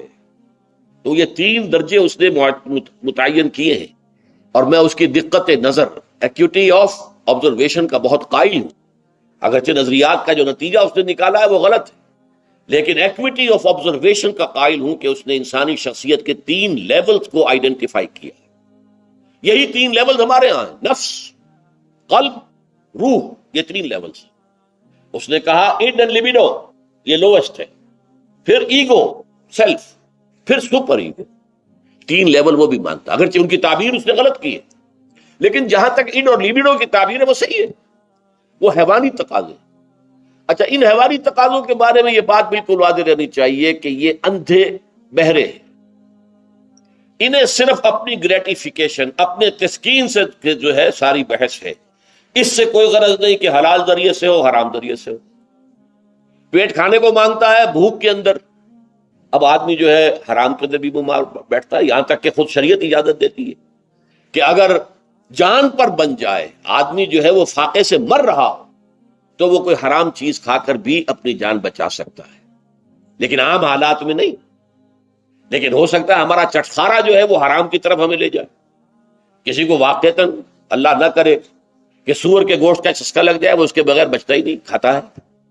شراب کی عادت ہو گئی، پیتا ہے. یہ نہیں. تو ہمارا پیٹ مانگتا ہے اور اسے اس سے غرض نہیں کہ حلال سے کھایا ہے یا حرام سے کھایا ہے. ہماری شہوت اپنی تسکین چاہتی، اسے اس سے غرض نہیں کہ حلال سے یا حرام سے، جائز سے یا ناجائز سے. اسی طریقے سے ہمارے تمام تقاضے جو حیوانی ہیں، ایک تو یہ کہ بہت زوردار ہیں، اور چونکہ وہ اندھے بہرے ہیں، لہذا جو قرآن میں کہا گیا ان النفس لامارۃ بالسوء، یہ نفس تو بدی کا حکم دیتا ہی ہے.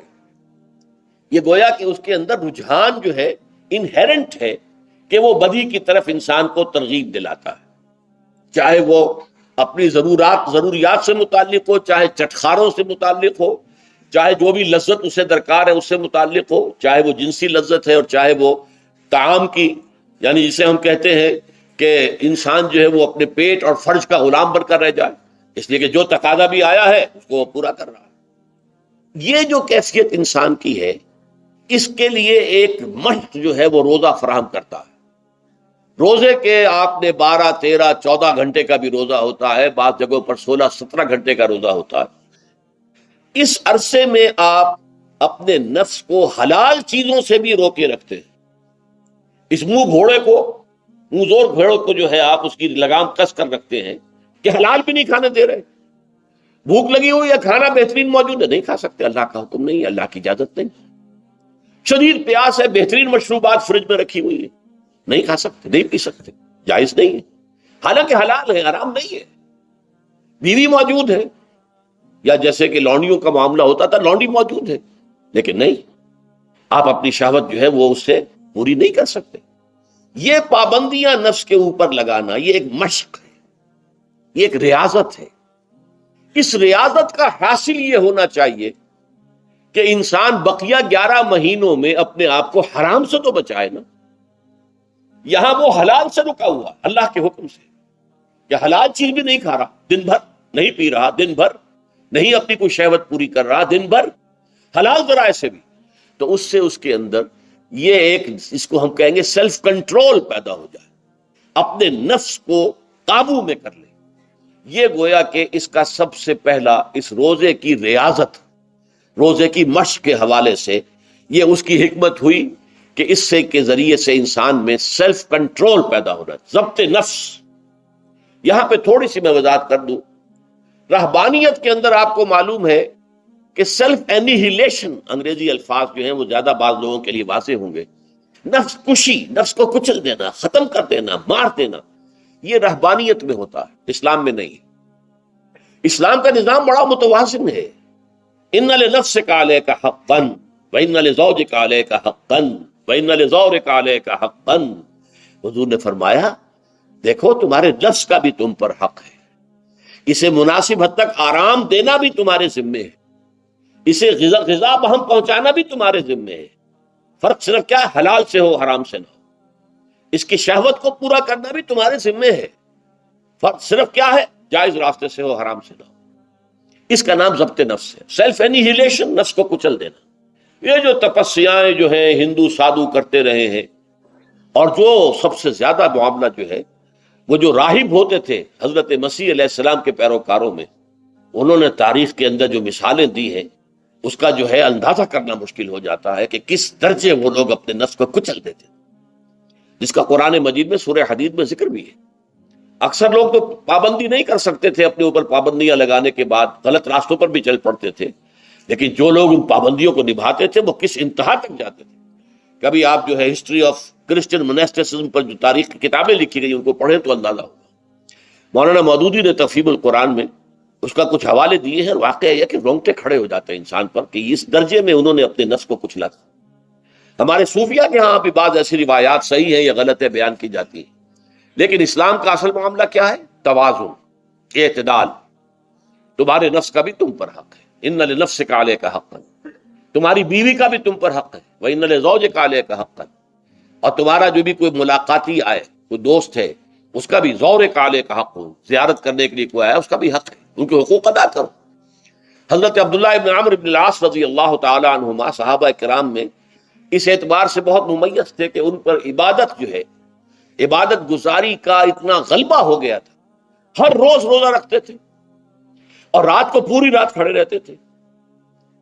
حضور کو اطلاع دی گئی، حضور نے طلب کیا فوراً آپ نے فرمایا یا عبداللہ الم نخبر، کیا ہمیں یہ خبر نہیں دی گئی انک تصوم الدہر وتقوم اللیل، کہ تو ہمیشہ رات کو کھڑا رہتا ہے نماز پہ اور ہر روز روزہ رکھتا ہے۔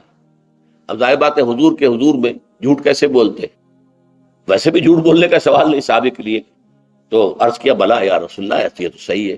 فرمایا لا تفعل، ہرگز ایسا مت کرو، فإن لنفسك عليك حقا وإن لزوجك عليك حقا وإن لزورك عليك حقا، تمہارے نفس کا بھی تم پر حق ہے، روزہ رکھو بھی اور افطار بھی کرو۔ بہترین روزہ جو ہے وہ حضرت داؤد علیہ السلام کا تھا، ایک دن روزہ رکھتے تھے، ایک دن افطار کرتے تھے۔ لیکن یہ ہے کہ آپ ہفتے میں 2 دن روزے حضور کے ہیں، سوموار کو اور جمعرات کو، مہینے میں 3 روزے یہ ہیں، اس میں گویا کہ سنت پر عمل بھی ہو جائے گا۔ لیکن یہ کہ ہمیشہ روزہ رکھنا، بلکہ یہاں تک کہا گیا ما ساما من سامت دہر، جو ہمیشہ روزہ رکھتا ہے اس نے کوئی روزہ رکھا ہی نہیں۔ کیا مطلب؟ یہ تو اس نے اپنی ہیبٹس بدل لی ہے، ہیبٹس ہو گئی ہیں یہ کہ سارا دن بھر نہیں کھانا، صبح کھانا شام کو کھانا، بس یہ تو اس نے اپنی ہیبٹ بدل لی ہے، روزہ ہیبٹ بن گیا اس کا۔ ما ساما من سامت دہر، جس نے ہمیشہ روزہ رکھا اس نے کوئی روزہ رکھا ہی نہیں۔ اس لیے کہ روزہ تو در حقیقت اس شخص پر شاخ گزرتا ہے جس کو عادت ہے دن میں کھانا کھانے کی، اس کو دن کے اندر 3 کھانے کھانے کی عادت ہے، تبھی تو وہ شاخ گزرے گا۔ اگر وہ عادت ہی آپ نے بدل لی ہے تو ظاہر بات ہے کہ پھر روزے کی جو برکت ہے وہ تو ظاہر نہیں ہوگی۔ تو بہرحال اس اعتبار سے غور کیجئے کہ یہ پہلا حکم جو ہے روزے کا، لعلکم تتقون، تاکہ تمہارے اندر تقوی پیدا ہو جائے، اپنے نفس پر کنٹرول پیدا ہو جائے۔ اس کو یوں سمجھیے کہ یہ ایک بڑا منہ زور گھوڑا ہے، ہمارا جو نفس ہے، ہمارا جو جسم ہے، حیوانی نظام، اس پر ہماری خودی یا ہماری انا یا ہماری ایگو یا ہمارا سیلف، یہ اس پر حکمران ہے، اس کا گھوڑے کا سوار ہے۔ اب اگر گھوڑا منہ زور ہے اور سوار کے قابو میں نہیں ہے تو کیا نتیجہ نکلے گا؟ اب وہ گھوڑے کے اختیار میں ہے، سوار صاحب کی جان جو ہے وہ جا کر پٹک دے، کہیں کسی کھائی میں گرائے، کسی اور جگہ گرائے، وہ تو گویا کہ اس کے رحم و کرم پر ہے۔ ہاں اگر سوار تکڑا ہے اور سوار نے جو ہے گھوڑے کو قابو میں کیا ہوا ہے، اس کی رانوں میں بھی جان ہے، دبایا ہوا گھوڑے کو اپنی رانوں کے درمیان، تو ظاہر بات ہے کہ اب یہ گھوڑا جو ہے بہت بڑی ایسٹ ہے اس کے لیے۔ اب گھوڑا ادھر جائے گا جدھر سوار لے جانا چاہے گا، سوار اپنے مقصد اپنی منزل تک پہنچے گا گھوڑے کے ذریعے سے۔ اور اگر برعکس ہے، جیسا کہ میں عرض کر چکا ہوں، تو وہ سوار جو ہے وہ گھوڑے کے رحم و کرم پر ہے۔ یہی معاملہ ہے، ہماری خودی یا ہماری انا یا ہمارا ایگو، یہ در حقیقت یہ راکب ہے، اور ہمارا وجود حیوانی یہ مرکب ہے، یہ گھوڑا ہے۔ اگر ہم قابو یافتہ ہوں اپنے اس گھوڑے کے اوپر تو یہی جسم ہمارے لیے ایک بہت بڑا ایسٹ ہے۔ ہاتھوں سے نیکی کمائیں گے، پاؤں سے نیکی کمائیں گے، آنکھوں سے نیکی کمائیں گے، کانوں سے نیکی کمائیں گے، یہ ساری نیکیاں کمانے کا ذریعہ بن جائے گا۔ تلاوت قرآن سن رہے ہیں تو کانوں کی نیکی ہو رہی ہے، قرآن دیکھ کر پڑھ رہے ہیں تو آنکھوں کی نیکی ہو رہی ہے۔ یہ سارے ہمارے اعصاب، ہمارے تمام اعضاء و جوارح نیکی کا ذریعہ ہے۔ لیکن اگر کہیں یہ ہمارا نفس امارہ، ایڈ اور لیبیڈو ہم پر قابو پا لے تو پھر ہم اس کے رحم و کرم پر ہیں، پھر وہ ہمیں جس کھائی میں چاہے گا گرا دے گا۔ تو اس اعتبار سے روزہ مجرد ابھی روزے کی بات ہو رہی ہے، وہ روزہ خاص طور پر کہ جس کا حکم پہلے دیا گیا، ایام معدودات، اس کے بارے میں اس کی حکمت، مجرد روزے کی حکمت کیا ہے؟ ضبط نفس۔ اسی ضبط نفس کا دوسرا نام تقوی ہے۔ آپ اپنے نفس پر قابو یافتہ ہیں اور پھر اللہ کے سامنے جھک رہے ہیں، یہ ہوئی نا اصل بات۔ آپ اللہ کے سامنے تو جھک رہے ہیں، اے اللہ میں تیری ہی بندگی کرتا ہوں اور کروں گا، نفس پر قابو ہے ہی نہیں، تو آپ کا یہ کہنا محمل ہو جائے گا، نفس کا تقاضا ابھرے گا اور آپ اس کے آگے ہاتھ جوڑ کر کھڑے ہو جائیں گے۔ تو گویا کہ جو آپ نے کہا تھا ایاک نعبد و ایاک نستعین، اس کی پیروی کرنا، اس کو پورا کرنا، اس کا تقاضا بجا لانا آسان کام نہیں۔ چبی گویم مسلمانم بلرزم کہ دانم مشکلات لا ادارہ، جب میں کہتا ہوں کہ میں مسلمان ہوں تو میں مجھ پر کب کب طاری ہوتی، اس لیے کہ مجھے معلوم ہے کہ لا الہ کہنے کا مقصد کیا ہے اور مطلب کیا ہے، اس کے تقاضے کیا ہے۔ تو روزہ مجرد روزے کی غرض و غایت تقوی یا ضبط نفس، یعنی سیلف کنٹرول، اور اس سیلف کنٹرول کے ساتھ اپنے پورے وجود کو اللہ کے سامنے جھکا دینا۔ یہ عبادت ہے۔ اب آئیے، اس عبادت کے لیے، روزے کے لیے رمضان کا مہینہ کیوں منتخب کیا گیا بالآخر؟ پہلے تو وہ ہر مہینے کے 3 دن تھے، بالآخر مستقل تا قیامت اور رمضان کا مہینہ ہے۔ اس کی علت کیا ہے؟ ظاہر بات ہے کہ سارے 12 مہینے اللہ ہی کے ہیں، ہفتے کے سارے دن اللہ ہی کے ہیں، دنوں میں سید الایام جمعے کا دن ہے، مہینوں میں سید الاشہر، یہ جتنے مہینے ہیں ان میں سردار جو ہے مہینوں کا وہ رمضان مبارک ہے۔ کیوں ہے؟ اب آپ پڑھیے تیسری آیت، شہر رمضان الذی انزل فیہ القرآن، رمضان کا مہینہ وہ ہے جس میں قرآن نازل کیا گیا۔ اور اس کی مزید کیا ہے تشریح کہ رمضان ہی میں وہ لیلۃ القدر ہے جس میں قرآن نازل کیا گیا۔ اب یہاں 2 چیزیں علیحدہ علیحدہ سمجھ لیجئے۔ ہمیں معلوم ہے کہ قرآن حضور پر نازل ہوا 32 برس میں، نہیں 22 برس میں، 610 عیسوی سے لے کر اس موضوع پر آج شام کو تقریر ہوگی انشاءاللہ مفصل تعارف قرآن کے ضمن میں، بعد نماز عشاء قرآن اکیڈمی کی مسجد میں، کیونکہ معلوم نہیں کہ آج چاند ہو جائے گا یا نہیں ہو جائے گا، لہذا دورہ ترجمہ قرآن کل سے شروع ہوگا، اور آج جو ہے تعارف قرآن اور سورہ فاتحہ کا کچھ مفہوم میں بیان کروں گا، تاکہ یہ کہ رمضان مبارک کے لیے تمہید ہو جائے۔ پھر اگر چاند ہو گیا تو چھوٹی چھوٹی صورتوں کے ساتھ ہم تراویح مکمل کر لیں گے، ترجمہ قرآن کے ساتھ تراویح کل سے شروع ہو۔ بہرحال اس ضمن میں رمضان کا چناؤ جو ہوا ہے تو یہ ترجیح بلا مرجح نہیں ہے، ایسے ہی نہیں ہے کہ خیوں ہی اس کو ترجیح دے دی گئی، اس کی حکمت ہے، غایت ہے، علت ہے، اس کا سبب ہے۔ رمضان کا مہینہ وہ ہے جس میں قرآن نازل کیا گیا، اسی میں وہ لیلۃ القدر ہے جس میں قرآن نازل کیا گیا، اگرچہ ہم جانتے ہیں کہ حضور پر قرآن نازل ہوا ہے 22 برس میں، 610 عیسوی سے 632 تک۔ اس معمے کو کیسے حل کریں گے؟ اس کا حل کیا ہے؟ رمضان مبارک کی ایک شب مبارک لیلۃ القدر میں پورا قرآن لوح محفوظ سے دفعتاً پورا کا پورا سمائے دنیا، پہلا آسمان جو ہے ہمارا، اس کے اوپر نازل کر دیا گیا۔ اس کے لیے لفظ انزلہ، انزلہ ینزل انزالن کے معنی ہے دفعتاً کسی چیز کو اتار دینا، اور نزلہ ینزل تنزیلا کے معنی ہے رفتہ رفتہ، درجہ درجہ درجہ درجہ درجہ اتار۔ اعلام، علم یعلم اعلاما، کسی شے کو خبردار کر دینا، بتا دینا، بس ہم نے بتا دیا تم جانو، تمہارا کام۔ تعلیم یہ ہے اس کو درجہ بدرجہ سمجھانا، اس کے دماغ میں اتارنا، دیکھنا کہ اتنی بات سمجھ گیا تو اگلی بات سمجھانا، یہ سمجھ میں آ گئی تو اگلی بات، تعلیم اس کو کہتے ہیں۔ تو انزال دفعتاً اتار دینا، تنزیل رفتہ رفتہ تدریجاً تھوڑا تھوڑا کر کے اتارنا۔ تو حضور پر تنزیل ہوئی ہے، فَإِنَّهُ نَزَّلَهُ عَلَىٰ قَلْبِكَ، جبرائیل نے اس قرآن کو تھوڑا تھوڑا تھوڑا تھوڑا کر کے، نزلناہ تنزیلا، رتلناہ ترتیلا، ہم نے تھوڑا تھوڑا کر کے اتارا۔ لیکن لیلۃ القدر میں جو ماہ رمضان مبارک کی شب ہے آخری عشرے کی، اس میں پورا قرآن اتار دیا گیا تھا لوح محفوظ سے سمائے دنیا تک۔ شہر رمضان الذی انزل فیہ القرآن ھدی للناس وبینات من الہدی والفرقان، یہ قرآن کیا ہے، کیا بنا کر نازل کیا گیا؟ یہ حال ہے، یہ لوگوں کے لیے، پوری نوع انسانی کے لیے ہدایت ہے، اور یہ ہدایت بینات کی شکل میں آئی، واضح تعلیمات جن میں کوئی شک و شبہ کی گنجائش نہیں، از خود روشن۔ بینہ اسے کہتے ہیں وہ شے جو از خود روشن ہو، جس کو ہم کہتے ہیں کہ آفتاب آمد، دلیل آفتاب، جب سورج طلوع ہو گیا تو اپنے وجود پر وہ خود دلیل ہے، اسے کسی اور دلیل سے ثابت کرنے کی ضرورت نہیں ہے، از خود واضح۔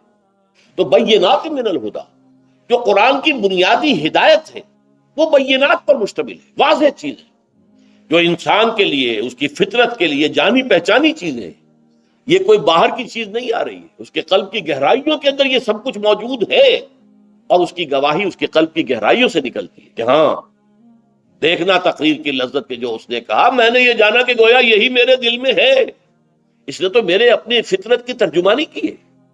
والفرقان، بینات من الہدی والفرقان، یہ بینات کا اطلاق فرقان پر بھی ہو رہا ہے، حق و باطل کے اندر فرق کر دینے والی شے، بین صورت میں یہ حق ہے، یہ باطل ہے، یہ جائز ہے، یہ ناجائز ہے، یہ غلط ہے، یہ صحیح ہے۔ یہ ہے قرآن مجید کی عظمت کا بیان۔ ویسے تو عظمت قرآن مجید کے اندر بہت سے مقامات پر آئی ہے اور بڑے ہی پرشکو انداز میں بھی آئی ہے، لیکن یہ اس وقت موقع نہیں ہے اس میں جانے کا۔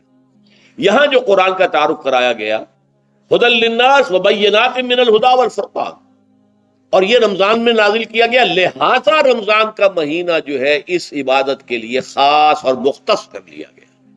فمن شہد منکم الشہر فلیصم، تو جو کوئی بھی تم میں سے اس مہینے کو پائے یا اس میں مقیم ہو وہ لازماً روزہ رکھے۔ میں بیان کر چکا ہوں یہ وجوب علی العین ہے، اس کے اندر اب اختیار نہیں ہے، لیکن یہ کہ اگر من کان منکم مریضا او علی سفر فعدۃ من ایام اخر۔ اب دیکھیے یہ جو رمضان مبارک کو منتخب کیا گیا جو نزول قرآن کا مہینہ ہے، تو اس میں ایک دوہرا پروگرام رکھ دیا گیا ہے جو قرآن مجید میں تو واضح طور پر نہیں کہا گیا، اس لیے کہ اگر قرآن میں اس طور سے آ جاتا تو فرض ہو جاتا، اسے تطوعاً رکھا گیا ہے، لہذا اس کا ذکر قرآن میں نہیں ملے گا۔ موجود ہے کہ جب اس مہینے کو چنا ہی اس لیے گیا ہے کہ یہ نزول قرآن کا مہینہ ہے، لہذا اس کے لیے جو ہم نے پڑھا تھا وہ خطبہ، وہ اس کو پلٹ لیجئے۔ جعل اللہ صیامہ فریضۃ وقیام لیلہ تطوعا، اللہ نے اس مہینے کا روزہ رکھنا تو فرض قرار دے دیا، اور اس کا قیام اللیل، راتوں کو کھڑے رہنا، یہ مرضی پر چھوڑ دیا، جو کر سکے، جو بھی ہمت کرے، ترغیب و تشویق ہے۔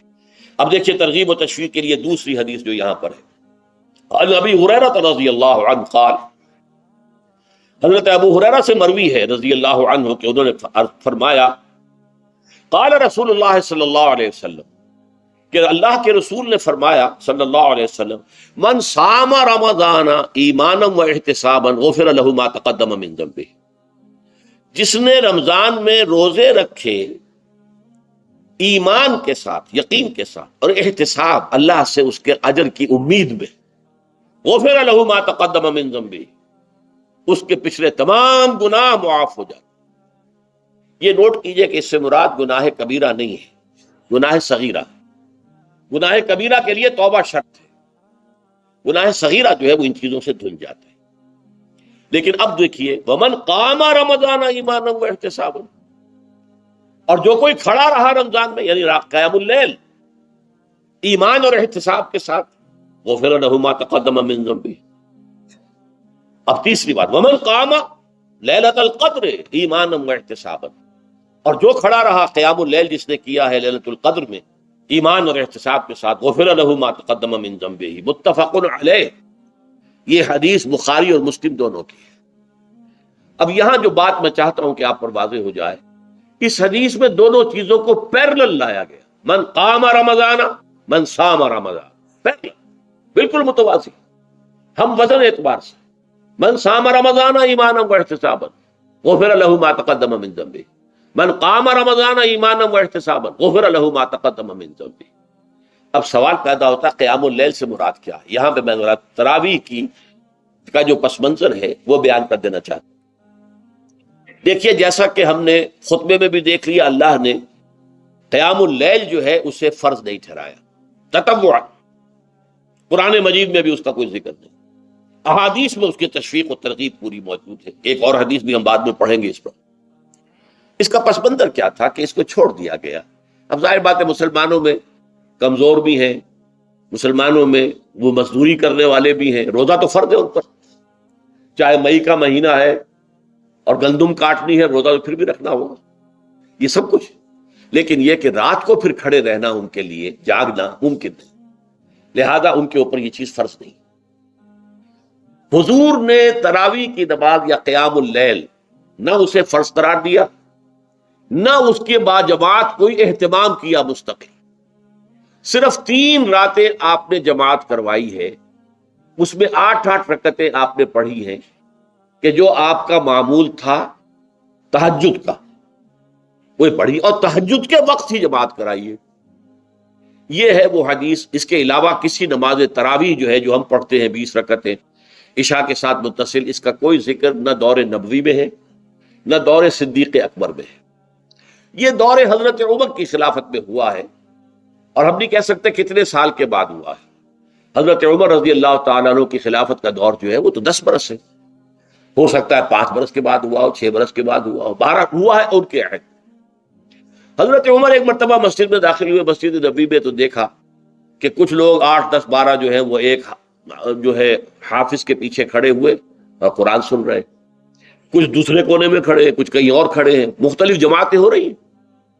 تو انہوں نے سوچا کہ کیوں نہ ان سب کو ایک امام کے پیچھے جمع کر دیا جائے، اور اس کے لیے لوگوں کی سہولت کے لیے عشاء کے ساتھ متصل رکھ دیا جائے، اس لیے کہ تہجد کے وقت اٹھنا جو ہے وہ تو ہر کس و ناقص کا کام نہیں ہے، کہ عشاء کے بعد اگر تھوڑا سا اضافی وقت ہو صرف، تو یہ ہر شخص کر لے گا، مزدور بھی کر لے گا۔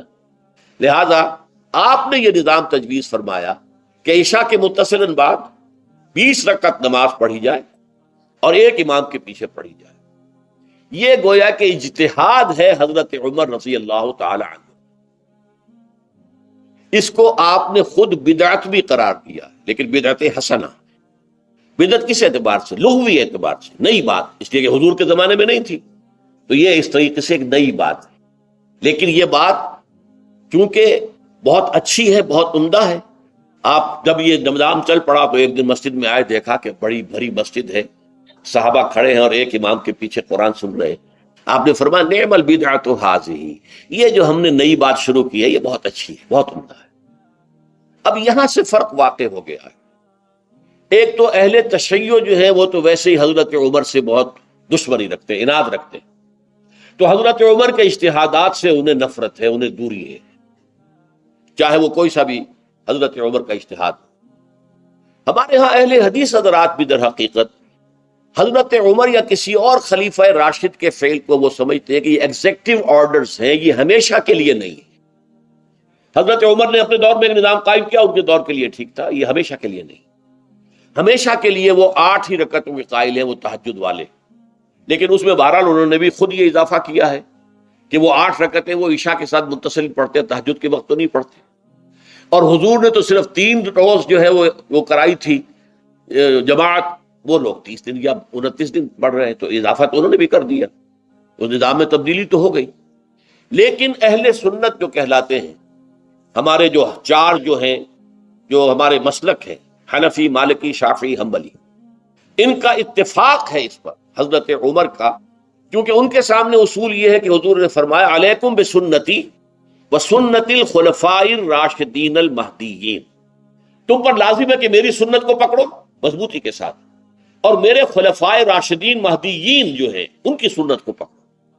اس اصول سے یہ چاروں فقہ جو ہیں حضرت عمر کے اجتہادات جو ہیں ان کو بھی پابندی سمجھتے ہیں کہ تمام عمر کے لیے، قیامت تک کے لیے امت مسلمہ پر ان کی پیروی لازم ہے، لہذا اس میں اجماع ہے۔ اور یہاں تک کہ یہ سب سے آخری جو اس میں مسلک پیدا ہوا ہے زمانی اعتبار سے، سب سے پہلے مسلک جو ہے حنفی پیدا ہوا ہے، پھر مالکی پیدا ہوا ہے، پھر شافعی پیدا ہوا ہے، اور پھر حنبلی آخری ہے۔ اور امام احمد ابن حنبل بہت بڑے محدث بھی ہیں، مسند احمد ابن حنبل جو ہے وہ بہت بڑی کتاب ہے، بہت اہم کتاب ہے، جامع کتاب، تو ان کے ہاں بھی 20 رکعتیں ہیں۔ چنانچہ حرمین شریفین میں، سعودی عرب میں، مکے اور مدینہ منورہ میں جو نماز تراویح ہوتی ہے اس کی 20 رکعتیں ہیں، لیکن اہل حدیث حضرات جو ہیں وہ اس 8 کے اوپر اکتفا کرتے ہیں۔ بہرحال یہ ایک اختلاف ہے جو میں نے اس کا پس منظر بیان کر دیا، لیکن اس 20 رکعت نماز سے ادا کرنے سے، جو کہ زیادہ سے زیادہ 50 منٹ یا 1 گھنٹہ لگتا ہے، اس سے وہ قیام اللیل کا حق ادا نہیں ہوتا۔ قیام اللیل کا تو کچھ اور تقاضا ہے۔ قیام کسے کہتے ہیں؟ یہ سورہ مزمل سے واضح ہوتا ہے، یا ایھا المزمل قم اللیل الا قلیلا نصفہ او انقص منہ قلیلا او زد علیہ ورتل القرآن ترتیلا۔ آدھی رات یا آدھی رات سے کچھ کم، یعنی تہائی رات، یا آدھی رات سے کچھ زائد، 2/3 رات، یہ ہے قیام اللیل۔ چنانچہ سورہ مزمل ہی کی آخری آیت جو دوسرا رکوع مشتمل ہے جس پر، اس میں صاف کہہ دیا گیا ان ربک یعلم انک تقوم ادنی من ثلثی اللیل ونصفہ وثلثہ وطائفۃ من الذین معک۔ اے اللہ کے نبی، اللہ خوب واقف ہے کہ آپ بھی اور آپ کے ساتھ ایک جماعت بھی رات کو کھڑی رہتی ہے، 2/3 رات یا آدھی رات یا 1/3 رات۔ تو یہ سارا معاملہ جو ہے قیام اللیل کا، گویا کہ کم سے کم 1/3 رات پر اس کا اطلاق ہو سکے گا، یہ نہیں کہ 1 گھنٹے۔ اب اس کے ضمن میں دیکھیے حدیث پڑھیے، تیسری حدیث ہے ان عبداللہ ابن عمرو ابن العاص رضی اللہ تعالی عنہ، یہ وہی عبداللہ ابن عمرو ہے جن کی میں نے آپ کو حدیث پہلے سنائی ہے. یہ ساری رات کھڑے رہتے تھے، پوری رات، اور ہر روز روزہ رکھتے تھے، جس پر حضور نے منع کیا، لا تفعل، مت کرو ایسا. رضی اللہ عنہما، یہ خود بھی صحابی ہیں اور ان کے والد عمرو بن العاص بھی صحابی ہیں.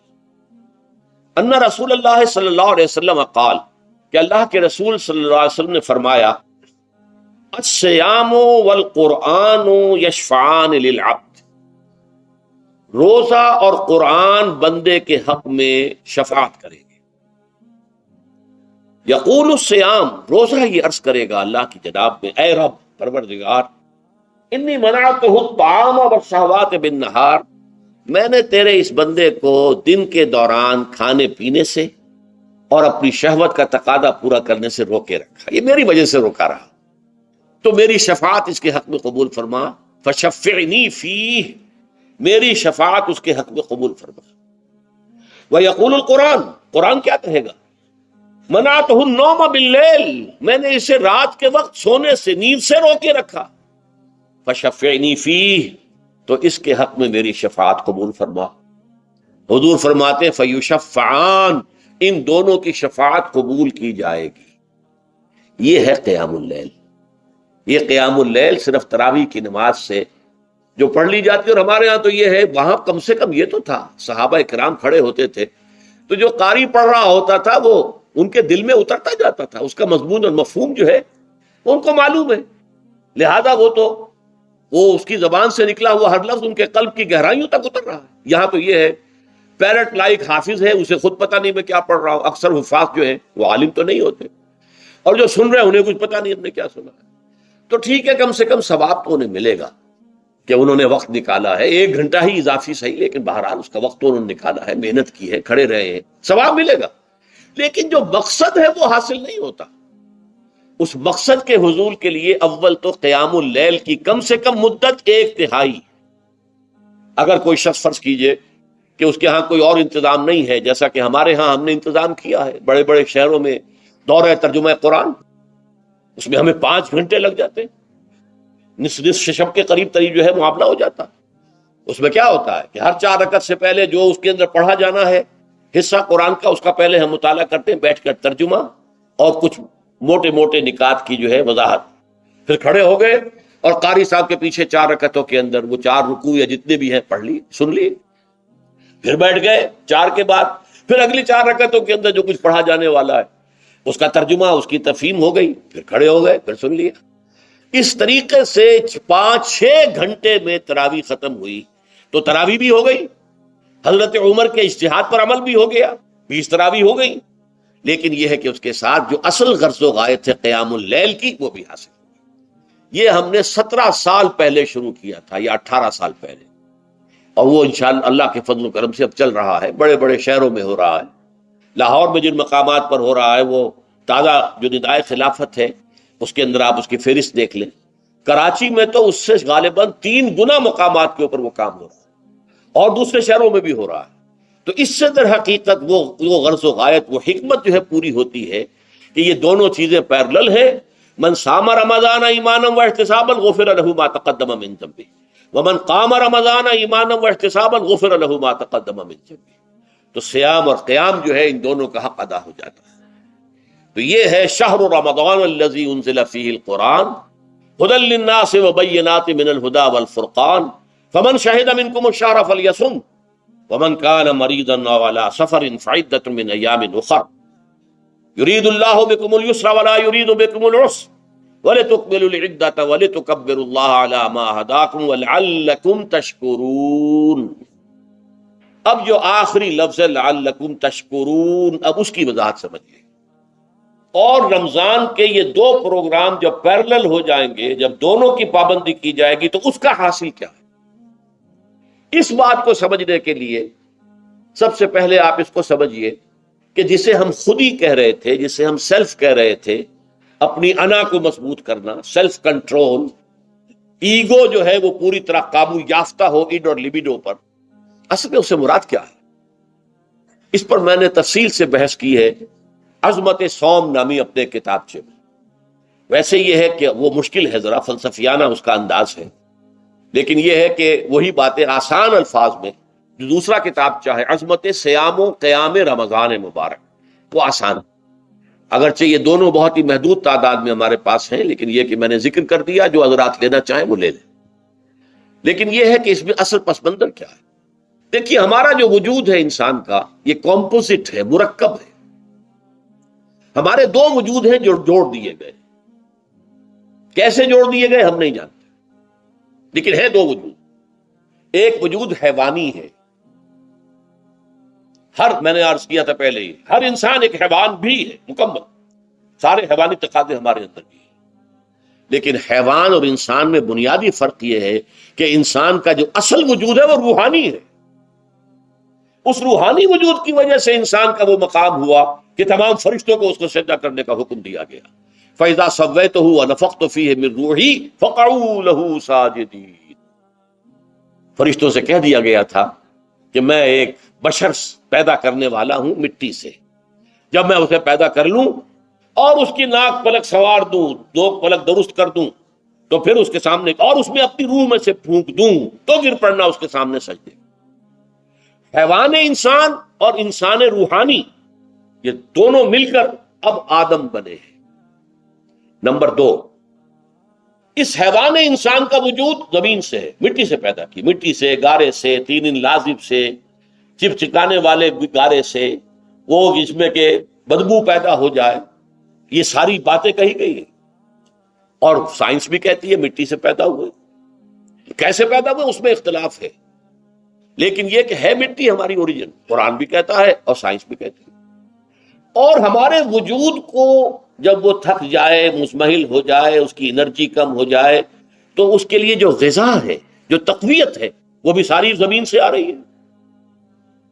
آپ نے پھل کھائے، آپ نے گندم کھائی، آپ نے چاول کہاں سے آ رہے؟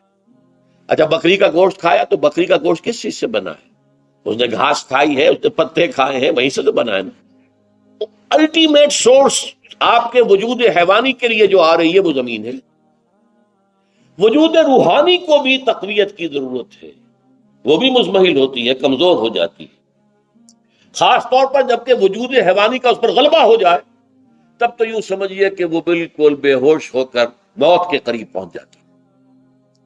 اس کی تقویت، اس کی غذا وہیں سے آئی ہے جہاں سے روح آئی، وہ کلام ربانی، روح ربانی، نفخت فیہ من روحی، من روحی، من روحی، میں پھونک دوں اس میں اپنی روح میں سے۔ روح کا تعلق ذات باری تعالیٰ کے ساتھ ہے۔ اسی طرح کلام ربانی کہاں سے آیا ہے؟ اللہ تعالیٰ کے پاس سے آیا، یہ اس کی تقویت کا ذریعہ ہے۔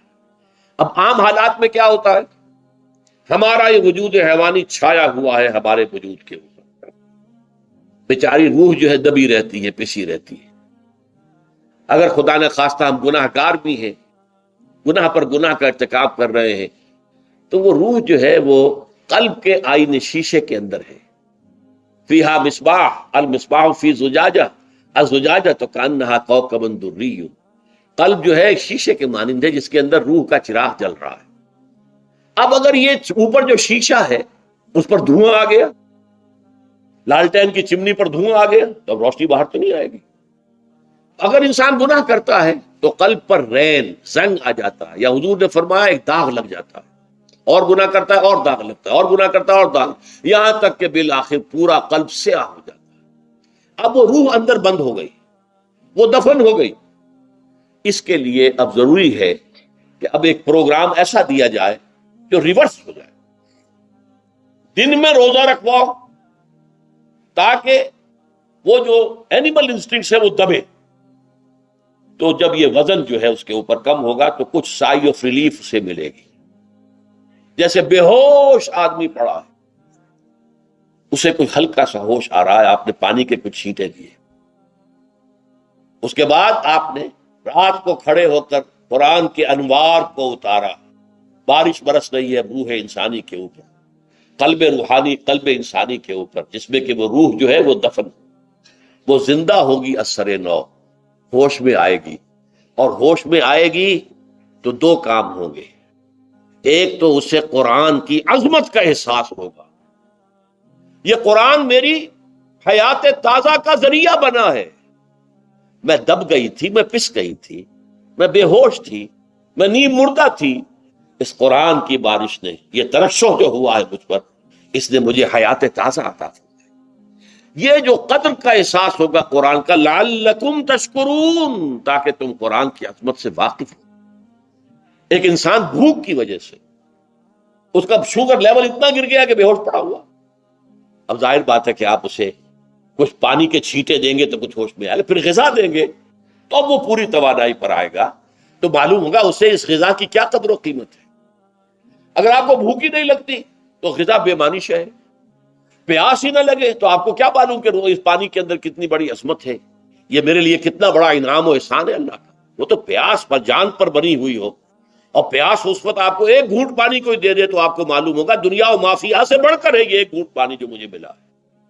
اسی طرح جب روح دبی ہوئی تھی حیوانی وجود کے بوجھ تلے، جبکہ وہ نیم خابیدہ یا نیم بے ہوش یا بالکل بے ہوش تھی، وہ دن میں تو روزہ رکھ کر اس پر سے حیوانی وجود کا وزن کم کیا گیا، اسے ایک ریلیف ملی. رات کو قرآن مجید کے انوار و برکات اس میں جذب کیے گئے تو اس کو پوری توانائی حاصل ہوئی. اس پوری توانائی کا پہلا نتیجہ تشکر، قرآن کا شکر. الحمدللہ الذی انزل علی عبدہ الکتاب ولم یجعل لہ عوجا. پھر وہ قلب کی گہرائیوں سے نکلے گا. سارا شکر اس اللہ کے لیے جس نے اپنے بندے پر صلی اللہ علیہ وسلم کتاب نازل کی اور اس میں کوئی کنجی نہیں رکھی، کسی طرح کی ایش پیش نہیں. یا تبارک الذی نزل الفرقان علی عبدہ لیکون للعالمین نصیرا. بڑی بابرکت ہے وہ ذات جس نے اپنے بندے پر فرقان نازل فرمایا تاکہ وہ تمام جہان والوں کے لیے نذیر اور خبردار کرنے والا بن جائے. یہ قرآن کی عظمت کا احساس. اور ظاہر بات ہے جس قدر کسی نعمت کی قدر و قیمت کا احساس ہوگا اسی قدر تو آپ شکر ادا کریں گے. اگر آپ نے کسی بچے کے ہاتھ پر ہیرا رکھ دیا، اسے کیا پتا یہ ہیرا کس بلا کا نام ہوتا ہے، وہ سمجھے گا کانچ کا ٹکڑا ہے. لیکن اگر کوئی واقعتاً کوئی جوہر شناس ہو، جوہری ہو، اس کو آپ ہیرا دیں گے تو اسے معلوم ہے کہ مجھے کیا چیز دی گئی. اس کے اندر جو شکر پیدا ہوگا وہ اس بچے کے اندر تو نہیں پیدا ہو سکتا جسے معلوم ہی نہیں. تو قرآن مجید کی اصل عظمت سے انسان واقف کب ہوگا؟ جبکہ اس کے ذریعے سے اس کی روح کو ایک حیات تازہ مل جائے اور اس طرح وہ پروگرام ریورس ہو جائے جو عام طور پر چل رہا تھا. ساری توجہ اپنے جسم پر، اس کے تقاضوں پر. جسم میں تھوڑی سی پھنسی نکل آئی ہے، بھاگ رہے دوڑ رہے ہیں اس کے علاج کے لیے. کوئی اور مرض لاحق ہو گیا ہے، بھاگ رہے ہیں دوڑ رہے ہیں اس کے علاج کے لیے، بڑی بڑی فیسیں بھی دے رہے ہیں. ساری جسم کی پرواہ ہے. روزانہ نہا رہے ہیں اور اچھے سے اچھا صابن لا کر نہا رہے ہیں، وہ جسم کی پرواہ ہے نا، اس کی دیکھ بھال ہے، روح کی طرف توجہ ہی نہیں. یہ ہے وہ بات جو کہی گئی ہے سورہ حشر میں اور جسے علامہ اقبال نے پھر اپنے فلسفہ خودی کی اساس اور سورس قرار دیا ہے. وَلَا تَكُونُوا كَالَّذِينَ نَسُوا اللَّهَ فَأَنسَاهُمْ أَنفُسَهُمْ أُولَٰئِكَ هُمُ الْفَاسِقُونَ.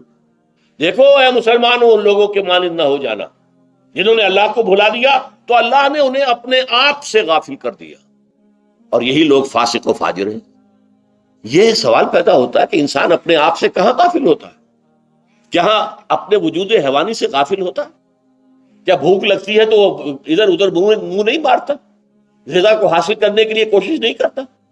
پیاس لگتی ہے تو کیا پانی یا کوئی اور مشروب تلاش نہیں کرتا؟ کوئی بیماری لاحق ہوتی ہے تو کیا اس کے علاج کی طرف توجہ نہیں کرتا؟ اسے آرام کی حاجت ہوتی ہے تو آرام نہیں لیتا؟ اپنے اس وجود سے تو غافل نہیں. کون سے وجود سے غافل ہوا ہے؟ وہ روحانی وجود سے غافل ہے. بھول گیا کہ میرے اندر روحانی وجود بھی ہے اور اس کا تعلق ذات باری تعالیٰ کے ساتھ. اس نے سمجھا کہ میں بس حیوان ہوں، نرا حیوان، اپنے اس وجود کی اصل حقیقت ہی سے بے خبر، غافل. چنانچہ آج کے دور کا سب سے بڑا المیہ کیا ہے؟ ڈارون کے نظریے کے جو اثرات پیدا ہوئے ہماری معاشرت پر، ہماری سوچ پر، ہمارے فکر پر، ہمارے فلسفے پر، ہماری سوشولوجی پر، وہ کیا ہے کہ ہم بھی نرے حیوان ہیں. اللہ اللہ خیر سکتا. یہ سب سے بڑی محرومی ہے اس دور کی کہ انسان اپنے اصل شرف سے خود ہی مستعفی ہو گیا. ہمارا کوئی وجود ہے ہی نہیں روحانی وغیرہ. روح کسے کہتے ہیں ہم نہیں جانتے، بس یہ جسم ہے. ہم اللہ کو نہیں جانتے کون ہے کون نہیں ہے. ہوگا ہم تو اس کائنات کو جانتے ہیں. ہم روح سے واقف نہیں، ہم تو اپنے جسم کو واقف. آخرت سے ہمیں کچھ پتہ نہیں، شاید ہو شاید نہ ہو، کچھ پتہ نہیں. لیکن یہ زندگی تو ہے، اسے ہم جانتے ہیں. یہ ہے آج کے انسان کا سب سے بڑا المیہ، اور یہ ہے ماس ماس اسکیل کے اوپر ارتداد ذہنی طور پر مرتد ہو چکے ہیں. انسانوں کی عظیم اکثریت مرتد ہو چکی ہے. یہ ہے در حقیقت کہ روزہ جو ہے اس پروگرام کو آ کر ریورس کرتا ہے. دن میں کھانے پینے، جنسی تقاضے پر پابندی، وہ وجود حیوانی کا وزن کچھ کم، روح جو دبی ہوئی تھی یا سسک رہی تھی یا بے ہوش تھی یا نیند مردہ تھی، اسے کچھ ریلیف ملا. اب اس کے اوپر قرآن مجید کے تیرے ضمیر پہ جب تک نہ ہو نزول کتاب، گرہ کشاہ نہ راضی نہ صاحب کشاف، ہمارے دلوں کے اوپر بارش ہو رہی ہو انوار قرآنی کی. وہ ظاہر بات ہے کہ بغیر سمجھے تو نہیں ہوگی بارش، وہ تو آپ کو سمجھ رہے ہوں گے تو بارش ہوگی، ورنہ تو یہ ہے کہ ٹھیک ہے میں پہلے بھی عرض کر چکا ہوں آپ کو ثواب تو ملے گا، لیکن یہ ہے کہ وہ اصل مقصد قرآن کی عظمت کا قلب کی گہرائیوں سے اعتراف جو ہے، اور اس پر اللہ کا شکر تو ادا ہوگا لعلکم تشکرون، جبکہ قرآن مجید جو ہے آپ کے قلب کے اوپر نازل، اس کا مفہوم نازل. اچھا، اس کا دوسرا نتیجہ کیا نکلتا ہے؟ جب وہ روح جو ہے وہ ہوش میں آئے گی، اس کو حیات تازہ مل گئی، وہ اپنے اصل مرکز اور منبع اور سرچشمہ کی طرف جو ہے متوجہ ہوگی. عربی زبان کا ایک مقولہ ہے، کل شیء یرجع الی اصلہ، ہر شے اپنی اصل جڑ کی طرف جو ہے لوٹتی ہے. ہمارا وجود حیوانی زمین سے زمینی کی طرف لوٹتا ہے، یعنی مرنے کے بعد زمینی میں چلا جائے گا. اور نمبر دو، دنیا میں بھی زمینی خواہشات، زمینی تمنائیں، آرزوئیں وہ ہیں، ولیکنہ اخلد الی الارض، جیسے کہ سورہ وہ کہا گیا ہے بلعام بن باعورہ کے بارے میں سورہ اعراف کو، تو زمین ہی کی طرف دھنستا چلا گیا. ہماری روح کا منبع اور سرچشمہ ذات باری تعالیٰ ہے، وہ امر رب ہے، لہذا فوراً انسان اپنے رب کی طرف متوجہ ہوتا ہے. یہ اللہ کی طرف متوجہ ہو جانا اور پھر اس سے ہم کلام ہونا اور اس سے دعا کرنا، یہ ہے روزے کا اصل مقصد. جب سیام اور قیام رمضان مبارک کا دوہرا پروگرام ہوگا تو روح انسانی یا انسان کا حیوانی وجود اپنے مرکز کی طرف مائل پرواز تھا. حسن، اس کو کہہ لیجئے اپنے مرکز کی طرف مائل پرواز ہے. روح ہر شے اپنی اصل کی طرف لوٹ، لہذا یہ اللہ کی طرف متوجہ ہو، یہ اللہ تعالیٰ کی طرف متوجہ ہونے کا معاملہ دنیا میں رہا ہے کہ لوگ کہیں جنگلوں میں جا کر تپسیائیں کر کے، غاروں میں بیٹھ کے، بڑی بڑی ریاضتیں کر کے کیا چاہتے تھے؟ مجھ کو ہے تیری جستجو، مجھ کو تیری تلاش ہے، خالق میرے کہاں ہے تو، مجھ کو تیری تلاش ہے. میں نے یہ نظم جو ہے تقریباً 6 سال جو ہے ہر روز صبح، ہمارا جو ہائی اسکول تھا اس میں جو صبح پریئر ہوتی تھی، لوگ سب جمع ہوتے تھے، پورا اسکول جو ہے اس کے ہمارے طلبا، تو یہ نظم جو ہے پڑھی جاتی تھی. مجھ کو ہے تیری جستجو، مجھ کو تیری تلاش ہے، خالق میرے کہاں ہے تو، مجھ کو تیری تلاش ہے. روح انسانی چاہتی ہے اللہ کا تقرب، اللہ کے قریب ہونا، اللہ سے رشتہ استوار کرنا. یہ وجود حیوانی حائل ہے اس کے راستے، یہ حیات دنیاوی اس کے لیے پنجرا بن گئی ہے. اس روح کے لیے یہ ایک در حقیقت قید خانہ ہے. جیسے کہ حضور نے فرمایا کہ دنیا سجن المومن و جنت الکافر، مومن کے حق میں یہ دنیا قید خانہ ہے. اس کی روح جو ہے یہاں آ کر اس جسد حیوانی کے اندر جو ہے وہ دفن ہو گئی ہے، قید خانہ ہے، اس پنجرے میں بند ہو گئی. تو لیکن وہ کافر کے لیے یہی باغ و بہار ہے، یہیں پر عیش کرنے ہیں، یہیں پر بدے لوٹنے ہیں. تو اس سے در حقیقت ریلیف ملتا ہے. تو انسان متوجہ ہوتا ہے اللہ کی طرف اور دعا کرتا ہے، اللہ سے ہم کلام.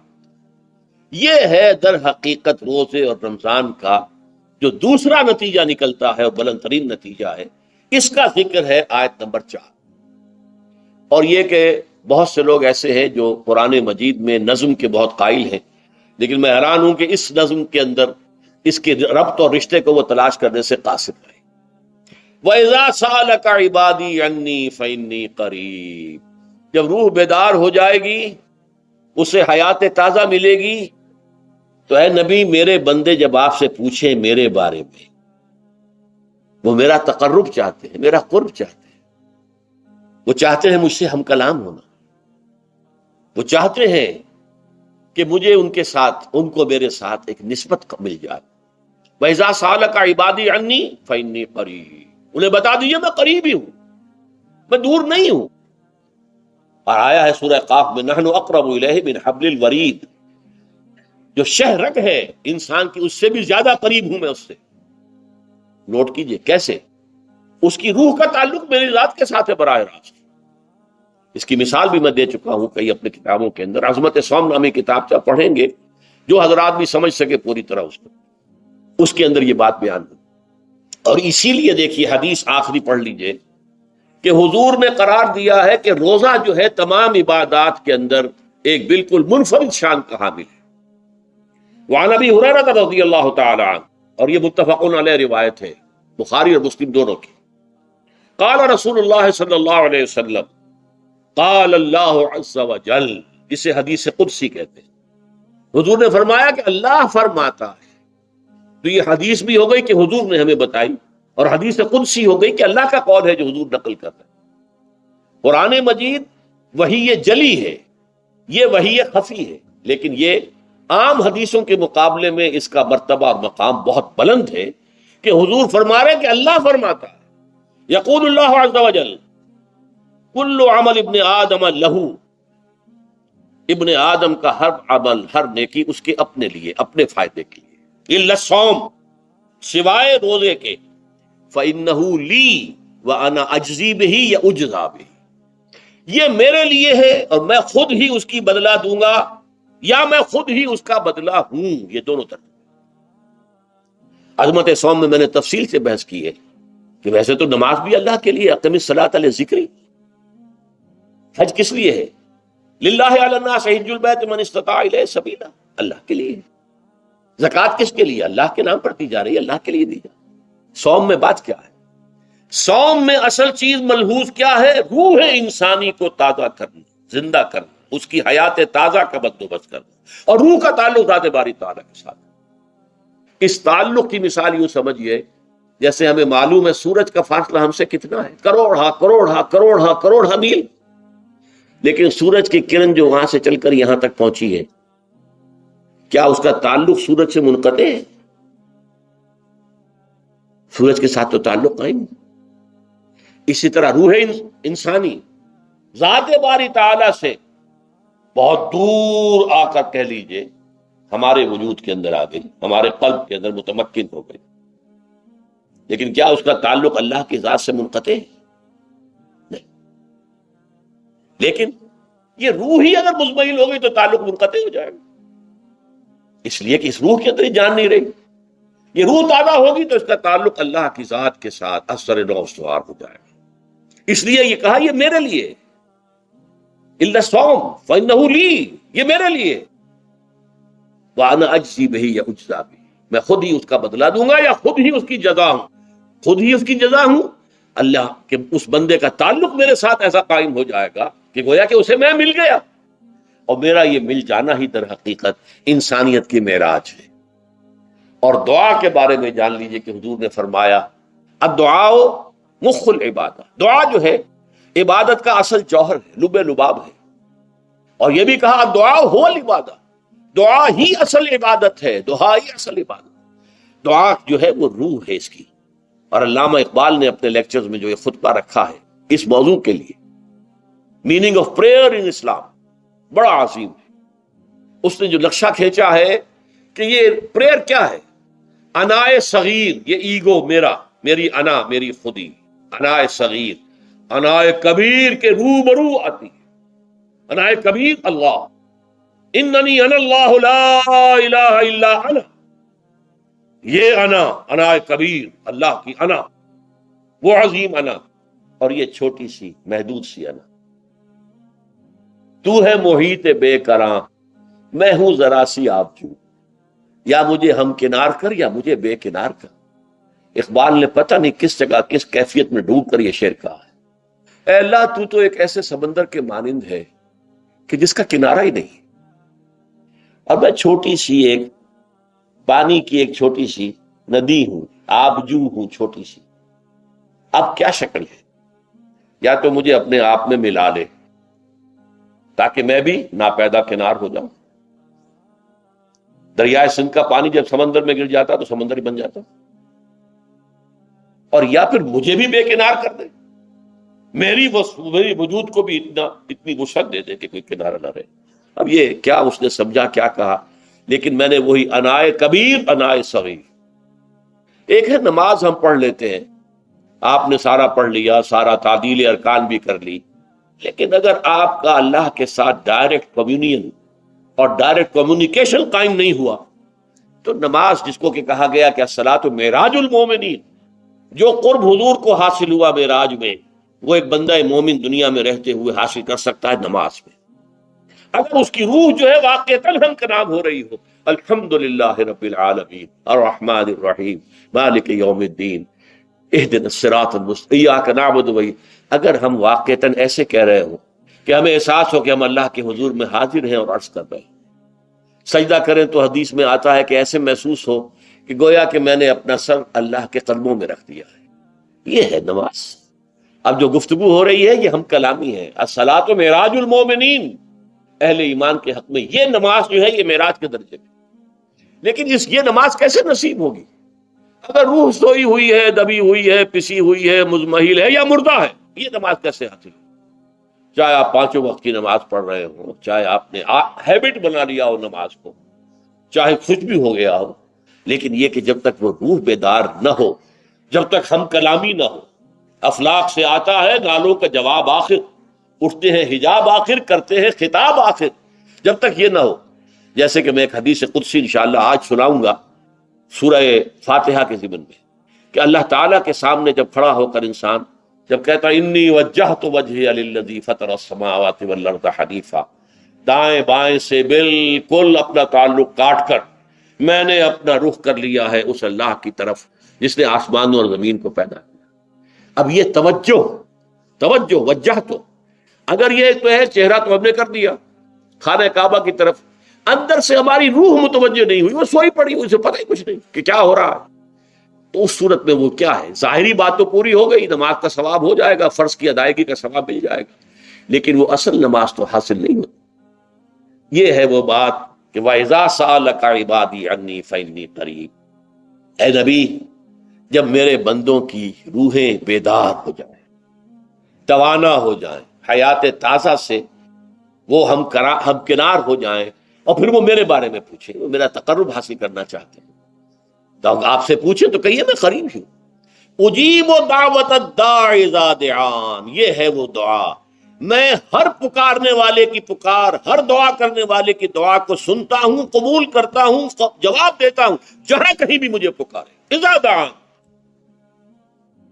اس میں در حقیقت وہ مفہوم آ گیا ہے there and then wherever، آپ اپنے گھر میں ہو کر پکارے اللہ کو، آپ بستر پر لیٹے ہوئے پکارے اللہ کو، الذین یذکرون اللہ قیاما وقعودا وعلی جنوبہم، ہاں ٹھیک ہے، بعض مقامات بعض اوقات قبول دعا کے لیے زیادہ سازگار ہے، حرم میں جا کر دعا مانگی جائے، اور منا میں، عرفات میں خاص طور پر، جبل رحمت پر خاص طور پر، ملتزم جو ہے کعبے کا اس پر خاص طور پر، وہ ایام بھی ہے خاص، لیکن یہ نہیں ہے کہ بقیہ دنوں میں آپ کے اور اللہ کے درمیان کو بڑا فاصلہ ہے۔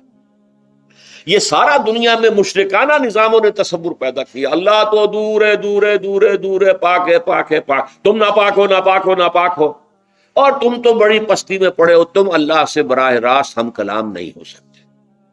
کوئی درمیانی چاہیے، کوئی لنکس چاہیے، کوئی پجاری ہوگا، کوئی پروہت ہوگا، کوئی پنڈت ہوگا، کوئی پیر ہوگا، کوئی پادری ہوگا، کوئی پوپ ہوگا، اس کے ذریعے سے تم اللہ سے ہم کلام ہو، خود نہیں۔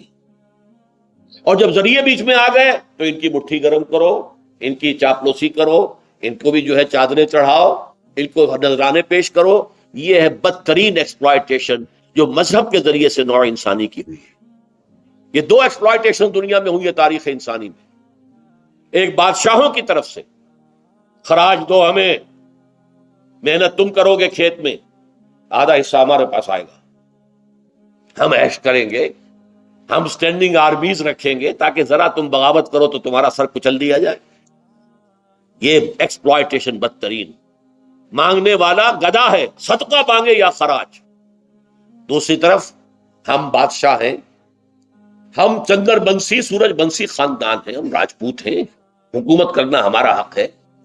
اور یہ پنڈت پروہت جو ہے وہ بھی کہیں گے کہ ٹھیک ہے، نصف لی و نصف لک وہذا قوم جاہلون، یہ عوام جو ہے ان کا خون چوسو، ہمیں یہ نذرانے پیش کریں، بتوں کو آ کے چڑھاوے چڑھائیں اور تمہیں خراج دیں اور ٹیکس دیں. They are to be exploit ہو. اسلام نے آ کر دونوں کا خاتمہ کیا، کوئی ملوکیت نہیں. زکوٰۃ ہے تو غربا کے لیے، بادشاہ کے لیے نہیں ہے، یہ تو غربا کے لیے، لہذا کوئی ٹیکس نہیں. نمبر 2، اللہ سے ہم کلام ہونے کے لیے کسی دربان، کسی جو ہے پہرے دار کی مٹھی گرم کرنے کی ضرورت نہیں.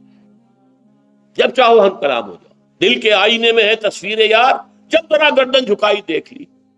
یہ تو تم ہماری طرف متوجہ نہیں ہوتے، ہم تو ہر وقت کہتے ہیں، ہر شب کو آخری لمحات جو ہیں، آخری جو گھنٹے ہیں رات کے، سمائے دنیا تک ہم نزول فرما لیتے ہیں تمہارے لیے. اور پکارنے والا پکارتا ہے، حل من مستغفر فاغفر له، ہے کوئی استغفار کرنے والا کہ میں اسے بخش دوں؟ حل من سائل فاعطیہ، ہے کوئی مانگنے والا کہ میں اسے عطا کروں؟ تم ہی سوئے رہتے ہو، انٹا غفیل رہتے ہو، تمہیں ہماری طرف توجہ نہیں ہے. اگر ہماری طرف متوجہ ہو جاؤ تو جیسے کہ اقبال نے کہا کہ میرے لیے یہ دربان جو ہے پیران کلیسا کو کلیسا سے اٹھا دو، کیوں خالق و مخلوق میں حائل رہے پردے. اور یہ میں نے کئی مرتبہ بیان کیا ہے، ہمارے ہاں وہ پی پی پی جو جماعت بنی تھی ایک، اب اس میں 2 پییں اور ایڈ ہو گئی ہیں، پی پی پی، پھر وہ پیٹریٹ، اور اس سے آئے اپنی پہلے پارلیمنٹیرین کی پی آ گئی اور پھر پیٹریٹ کی آ گئی، 5 پیز ہو گئی. اسی طرح گنتی ہے ہندوستان میں پنڈت، پروہت اور پجاری، 3 پے تو یہاں تھی، پیر ایران کا پیر، اور پوپ اور پادری، یہ سب پے سے شروع ہوتے ہیں الفاظ. اور یہ سب در حقیقت جو ہے شروع ہونے والے الفاظ، یہ در حقیقت انسانوں کی بدترین ایکسپلائٹیشن کا ذریعہ. وَإِذَا سَأَلَكَ عِبَادِي عَنِّي فَإِنِّي قَرِيبٌ أُجِيبُ دَعْوَةَ الدَّاعِ إِذَا دَعَانِ فَلْيَسْتَجِيبُوا لِي. ہاں ایک تقاضا ہے، لیکن اس سے پہلے یہ بات سمجھ لیجئے، میں اس آیت کو میگنا کارٹا جسے کہا جاتا ہے حقوق انسانی کا سب سے بڑا چارٹر، میں اس سے کہیں بڑا چارٹر قرار دیتا ہوں کہ اللہ کہتا ہے مجھ سے ہم کلام ہونے کے لیے کسی واسطے کی، کسی وسیلے کی کوئی حاجت نہیں، جب چاہو مجھ سے ہم کلام ہو. ہاں ایک شرط ہے، فَلْيَسْتَجِيبُوا لِي، چاہیے کہ وہ میری بات بھی قبول کریں، میرے احکام کو تسلیم کریں، میرے فرامین کان سے کھول کر سنیں، ان پر دل سے عمل کریں. فَلْيَسْتَجِيبُوا لِي، یہ ون وے ٹریفک نہیں ہوگا کہ ہم تمہاری دعائیں قبول کریں اور تم ہماری باتوں سے پہلو تو ہی کرو، سنی انسنی کر دو، یہ نہیں ہوگا. یہ ایک 2 وے تعلق ہے، جسے آج کل کہا جاتا ہے بائی لیٹرل تعلق ہے. بائی لیٹرل تعلق ہے اللہ اور بندے کے درمیان. بندہ توبہ کرتا ہے معاصی سے، اللہ تعالیٰ بھی، اس کے لیے بھی لفظ تواب ہے، وہ بھی اپنی رحمت کے ساتھ دوبارہ متوجہ ہو جاتا ہے. تم اللہ کو یاد کرو، فاذکرونی اذکرکم، مجھے یاد رکھو میں تمہیں یاد رکھوں. ان تنصروا اللہ ینصرکم، اگر تم اللہ کی مدد کرو گے اللہ تمہاری مدد کرے گا. یہ ہے 2 طرفہ معاملہ. اسی طریقے سے تم چاہتے ہو کہ میں تمہاری دعائیں قبول کروں، اجیب دعوت الداعی اذا دعان، میں ہر پکارنے والے کی پکار کو سنتا ہوں جب اور جہاں، ویئر اینڈ وین وہ مجھے پکارے. لیکن لازم ہے فلیستجیبوا لی، وہ بھی میرا کہنا مانے، میرے فرامین کو کھلے کانوں سنے اور تہہ دل سے اس پر عمل کرے. ولیؤمنوا بی، اور مجھ پر ایمان پختہ رکھے، یقین اس کے ساتھ مجھے پکارے. لعلہم یرشدون، اب یہ سب سے بڑا لفظ آ گیا، تاکہ انہیں رشد حاصل ہو جائے. رشد، فوز، فلاح، رشد، یہ کئی الفاظ ہیں. فوز فائز، فلاح مفلحون، رشد راشدون. اور یہ لفظ استعمال ہوا صحابہ کرام کے لیے سورہ حجرات میں، اولئک ھم الراشدون. تو گویا کہ یہ بلند ترین منزل ہے انسان کے لیے، اگر اس کا یہ تعلق اللہ کے ساتھ قائم ہو جائے، دعا کا ہم کلام ہونے کا رشتہ اس کو قبول ہو، مجھ مل جائے. اب آخری بات نوٹ کیجئے، آخری آیت جو ہے اس رکوع کی، بظاہر اس کا تعلق نہ روزے سے نہ رمضان سے، اکل حلال، اکل حرام سے روکا گیا ہے۔ وَلَا تَأْكُلُوا أَمْوَالَكُمْ بَيْنَكُمْ بِالْبَاطِلِ، اور دیکھو اپنے مال آپس میں باطل طریقوں سے مت کھاؤ۔ وَتُدْلُوا بِهَا إِلَى الْحُكَّامِ، اور نہ ہی اپنے مالوں کے ذریعے سے حکام تک پہنچو۔ لِتَأْكُلُوا فَرِيقًا مِنْ أَمْوَالِ النَّاسِ بِالْإِثْمِ، کہ تم لوگوں میں سے کسی کا مال گناہ کے ساتھ ناجائز طور سے ہڑپ کر لو، رشوت دے کر، اور اپنے حق میں کوئی غلط فیصلہ کروا لو، وانتم تعلمون، جانتے بوجھتے یہ کام نہ کرو۔ بظاہر تو نہ روزے سے تعلق ہے نہ رمضان سے، پھر اس رکوع میں کیسے آ گئے؟ بڑا گہرا تعلق ہے، اول و آخر کا تعلق ہے۔ پہلی آیت میں مجرد رمضان روزے کی جو فضیلت بیان کی گئی تھی یا حکمت، آیت کیا تھی؟ تقوی۔ یہ تقوی کا معیار ہے۔ تقوی جو ہے ظواہر کی بنیاد پر نہیں ہے، اگرچہ ظاہر بات ہے کہ ظواہر بھی دین کا حصہ ہے۔ حضور کی سی وضع قطع اختیار کرنا یقیناً ایک نیکی کا کام ہے، ہر چیز میں حضور کے نقش قدم پر چلنا، لیکن یہ ظواہر پر نہیں ہے۔ تقوی دل میں ہو، التقوی ہا ہونا، التقوی ہا ہونا، التقوی ہا۔ 3 مرتبہ حضور نے اپنے سینہ مبارک اور قلب مبارک کی طرف اشارہ کر کے فرمایا تقوی یہاں ہوتا ہے، تقوی یہاں۔ جب یہاں ہوگا تو پورے وجود میں اثرات کر جائے گا۔ لیکن اس میں اہم ترین بات کیا ہے؟ اکل حلال، جو مشکل ترین کام ہے۔ حرام کا لقمہ نہ آئے، ورنہ جیسے کہ کہا گیا ہے دعا کے بہترین مقام پر پہنچ گئے، حرم کعبہ کے ملتزم کے ساتھ چمٹے ہوئے ہو اور دعائیں کر رہے۔ اب اس سے زیادہ دعا کی قبولیت کا کون سا وقت ہو؟ یا آپ کھڑے ہو گئے جبل رحمت کے اوپر سب سے اونچے مقام پر جا کر، اور آپ نے 2 گھنٹے سے ہاتھ اٹھائے ہوئے ہیں، اللہ اے اللہ یا رب یا رب، لیکن حضور نے فرمایا کہ ایسے بہت سے لوگ ہیں، رجل یطیل السفر اشقط اغبرا، ایک شخص ہے سفر کی وجہ سے بہت لمبا سفر کر کے درباندہ، تھکا باندھا ہے، اور اس کا وہ احرام جو ہے وہ بھی میلا کچیلا ہو چکا ہے۔ ظاہر بات ہے آج کی بات نہیں ہو رہی ہے، جبکہ آپ 4 گھنٹے میں تو پہنچ گئے جدہ، اور پھر 2 گھنٹے میں مکہ پہنچ گئے، اور جا کر 2 گھنٹے میں آپ نے جو ہے عمرہ کیا اور بات چھٹی، احرام کھل گیا۔ تو اس میں کہاں وہ احرام میلا ہوگا، اور کہاں آپ کا بیل کچیل ہوگا، اور کہاں آپ کے جسموں سے جو ہے پسینوں کی بو آئے گی؟ نہیں۔ لیکن جو یہ سب کرتے تھے اور پھر کعبے سے ملتزم سے چپٹ کر دعا کرتے تھے، یا رب یا رب، یمد یدیہ الی السماء، وہ ہاتھ اٹھاتا ہے آسمان کی طرف، یا رب یا رب، وَأَنَّىٰ يُسْتَجَابُ لِذَٰلِكَ، اور اس شخص کی دعا کیسے قبول ہو؟ وَمَطْعَمُهُ حَرَامٌ، اس کے پیٹ میں جو غذا پڑی ہوئی ہے وہ حرام سے، مَلْبَسُهُ حَرَامٌ، اس کا لباس جو اس نے پہنا ہوا ہے چاہے وہ احرام ہی ہے وہ حرام کے پیسے سے کمایا گیا تھا، وَغُذِيَ بِالْحَرَامِ، اور اس کا پورا جسم جو ہے جس غذا سے یہ تن و توش تیار ہوا ہے وہ حرام کی، ایسے آدمی کی دعا وہاں پہنچ کر بھی قبول نہیں ہوتی۔ لہذا تقوی کا اصل معیار اکل حلال، روزی حلال کی۔ اگر یہ نہیں ہے تو آپ نے متقیوں کی شکل بنا لی، اور بہت ہی آپ نے اپنے ظاہر کو جو ہے بہت آراستہ پیراستہ کر لیا سنت رسول سے، لیکن اللہ کی نگاہوں میں اس کی کوئی قدر و قیمت نہیں ہوگی جب تک کہ آپ کا رزق حلال کرنا۔ بارک اللہ لی ولکم فی القرآن العظیم ونفعنی وإیاکم بالآیات والذکر الحکیم۔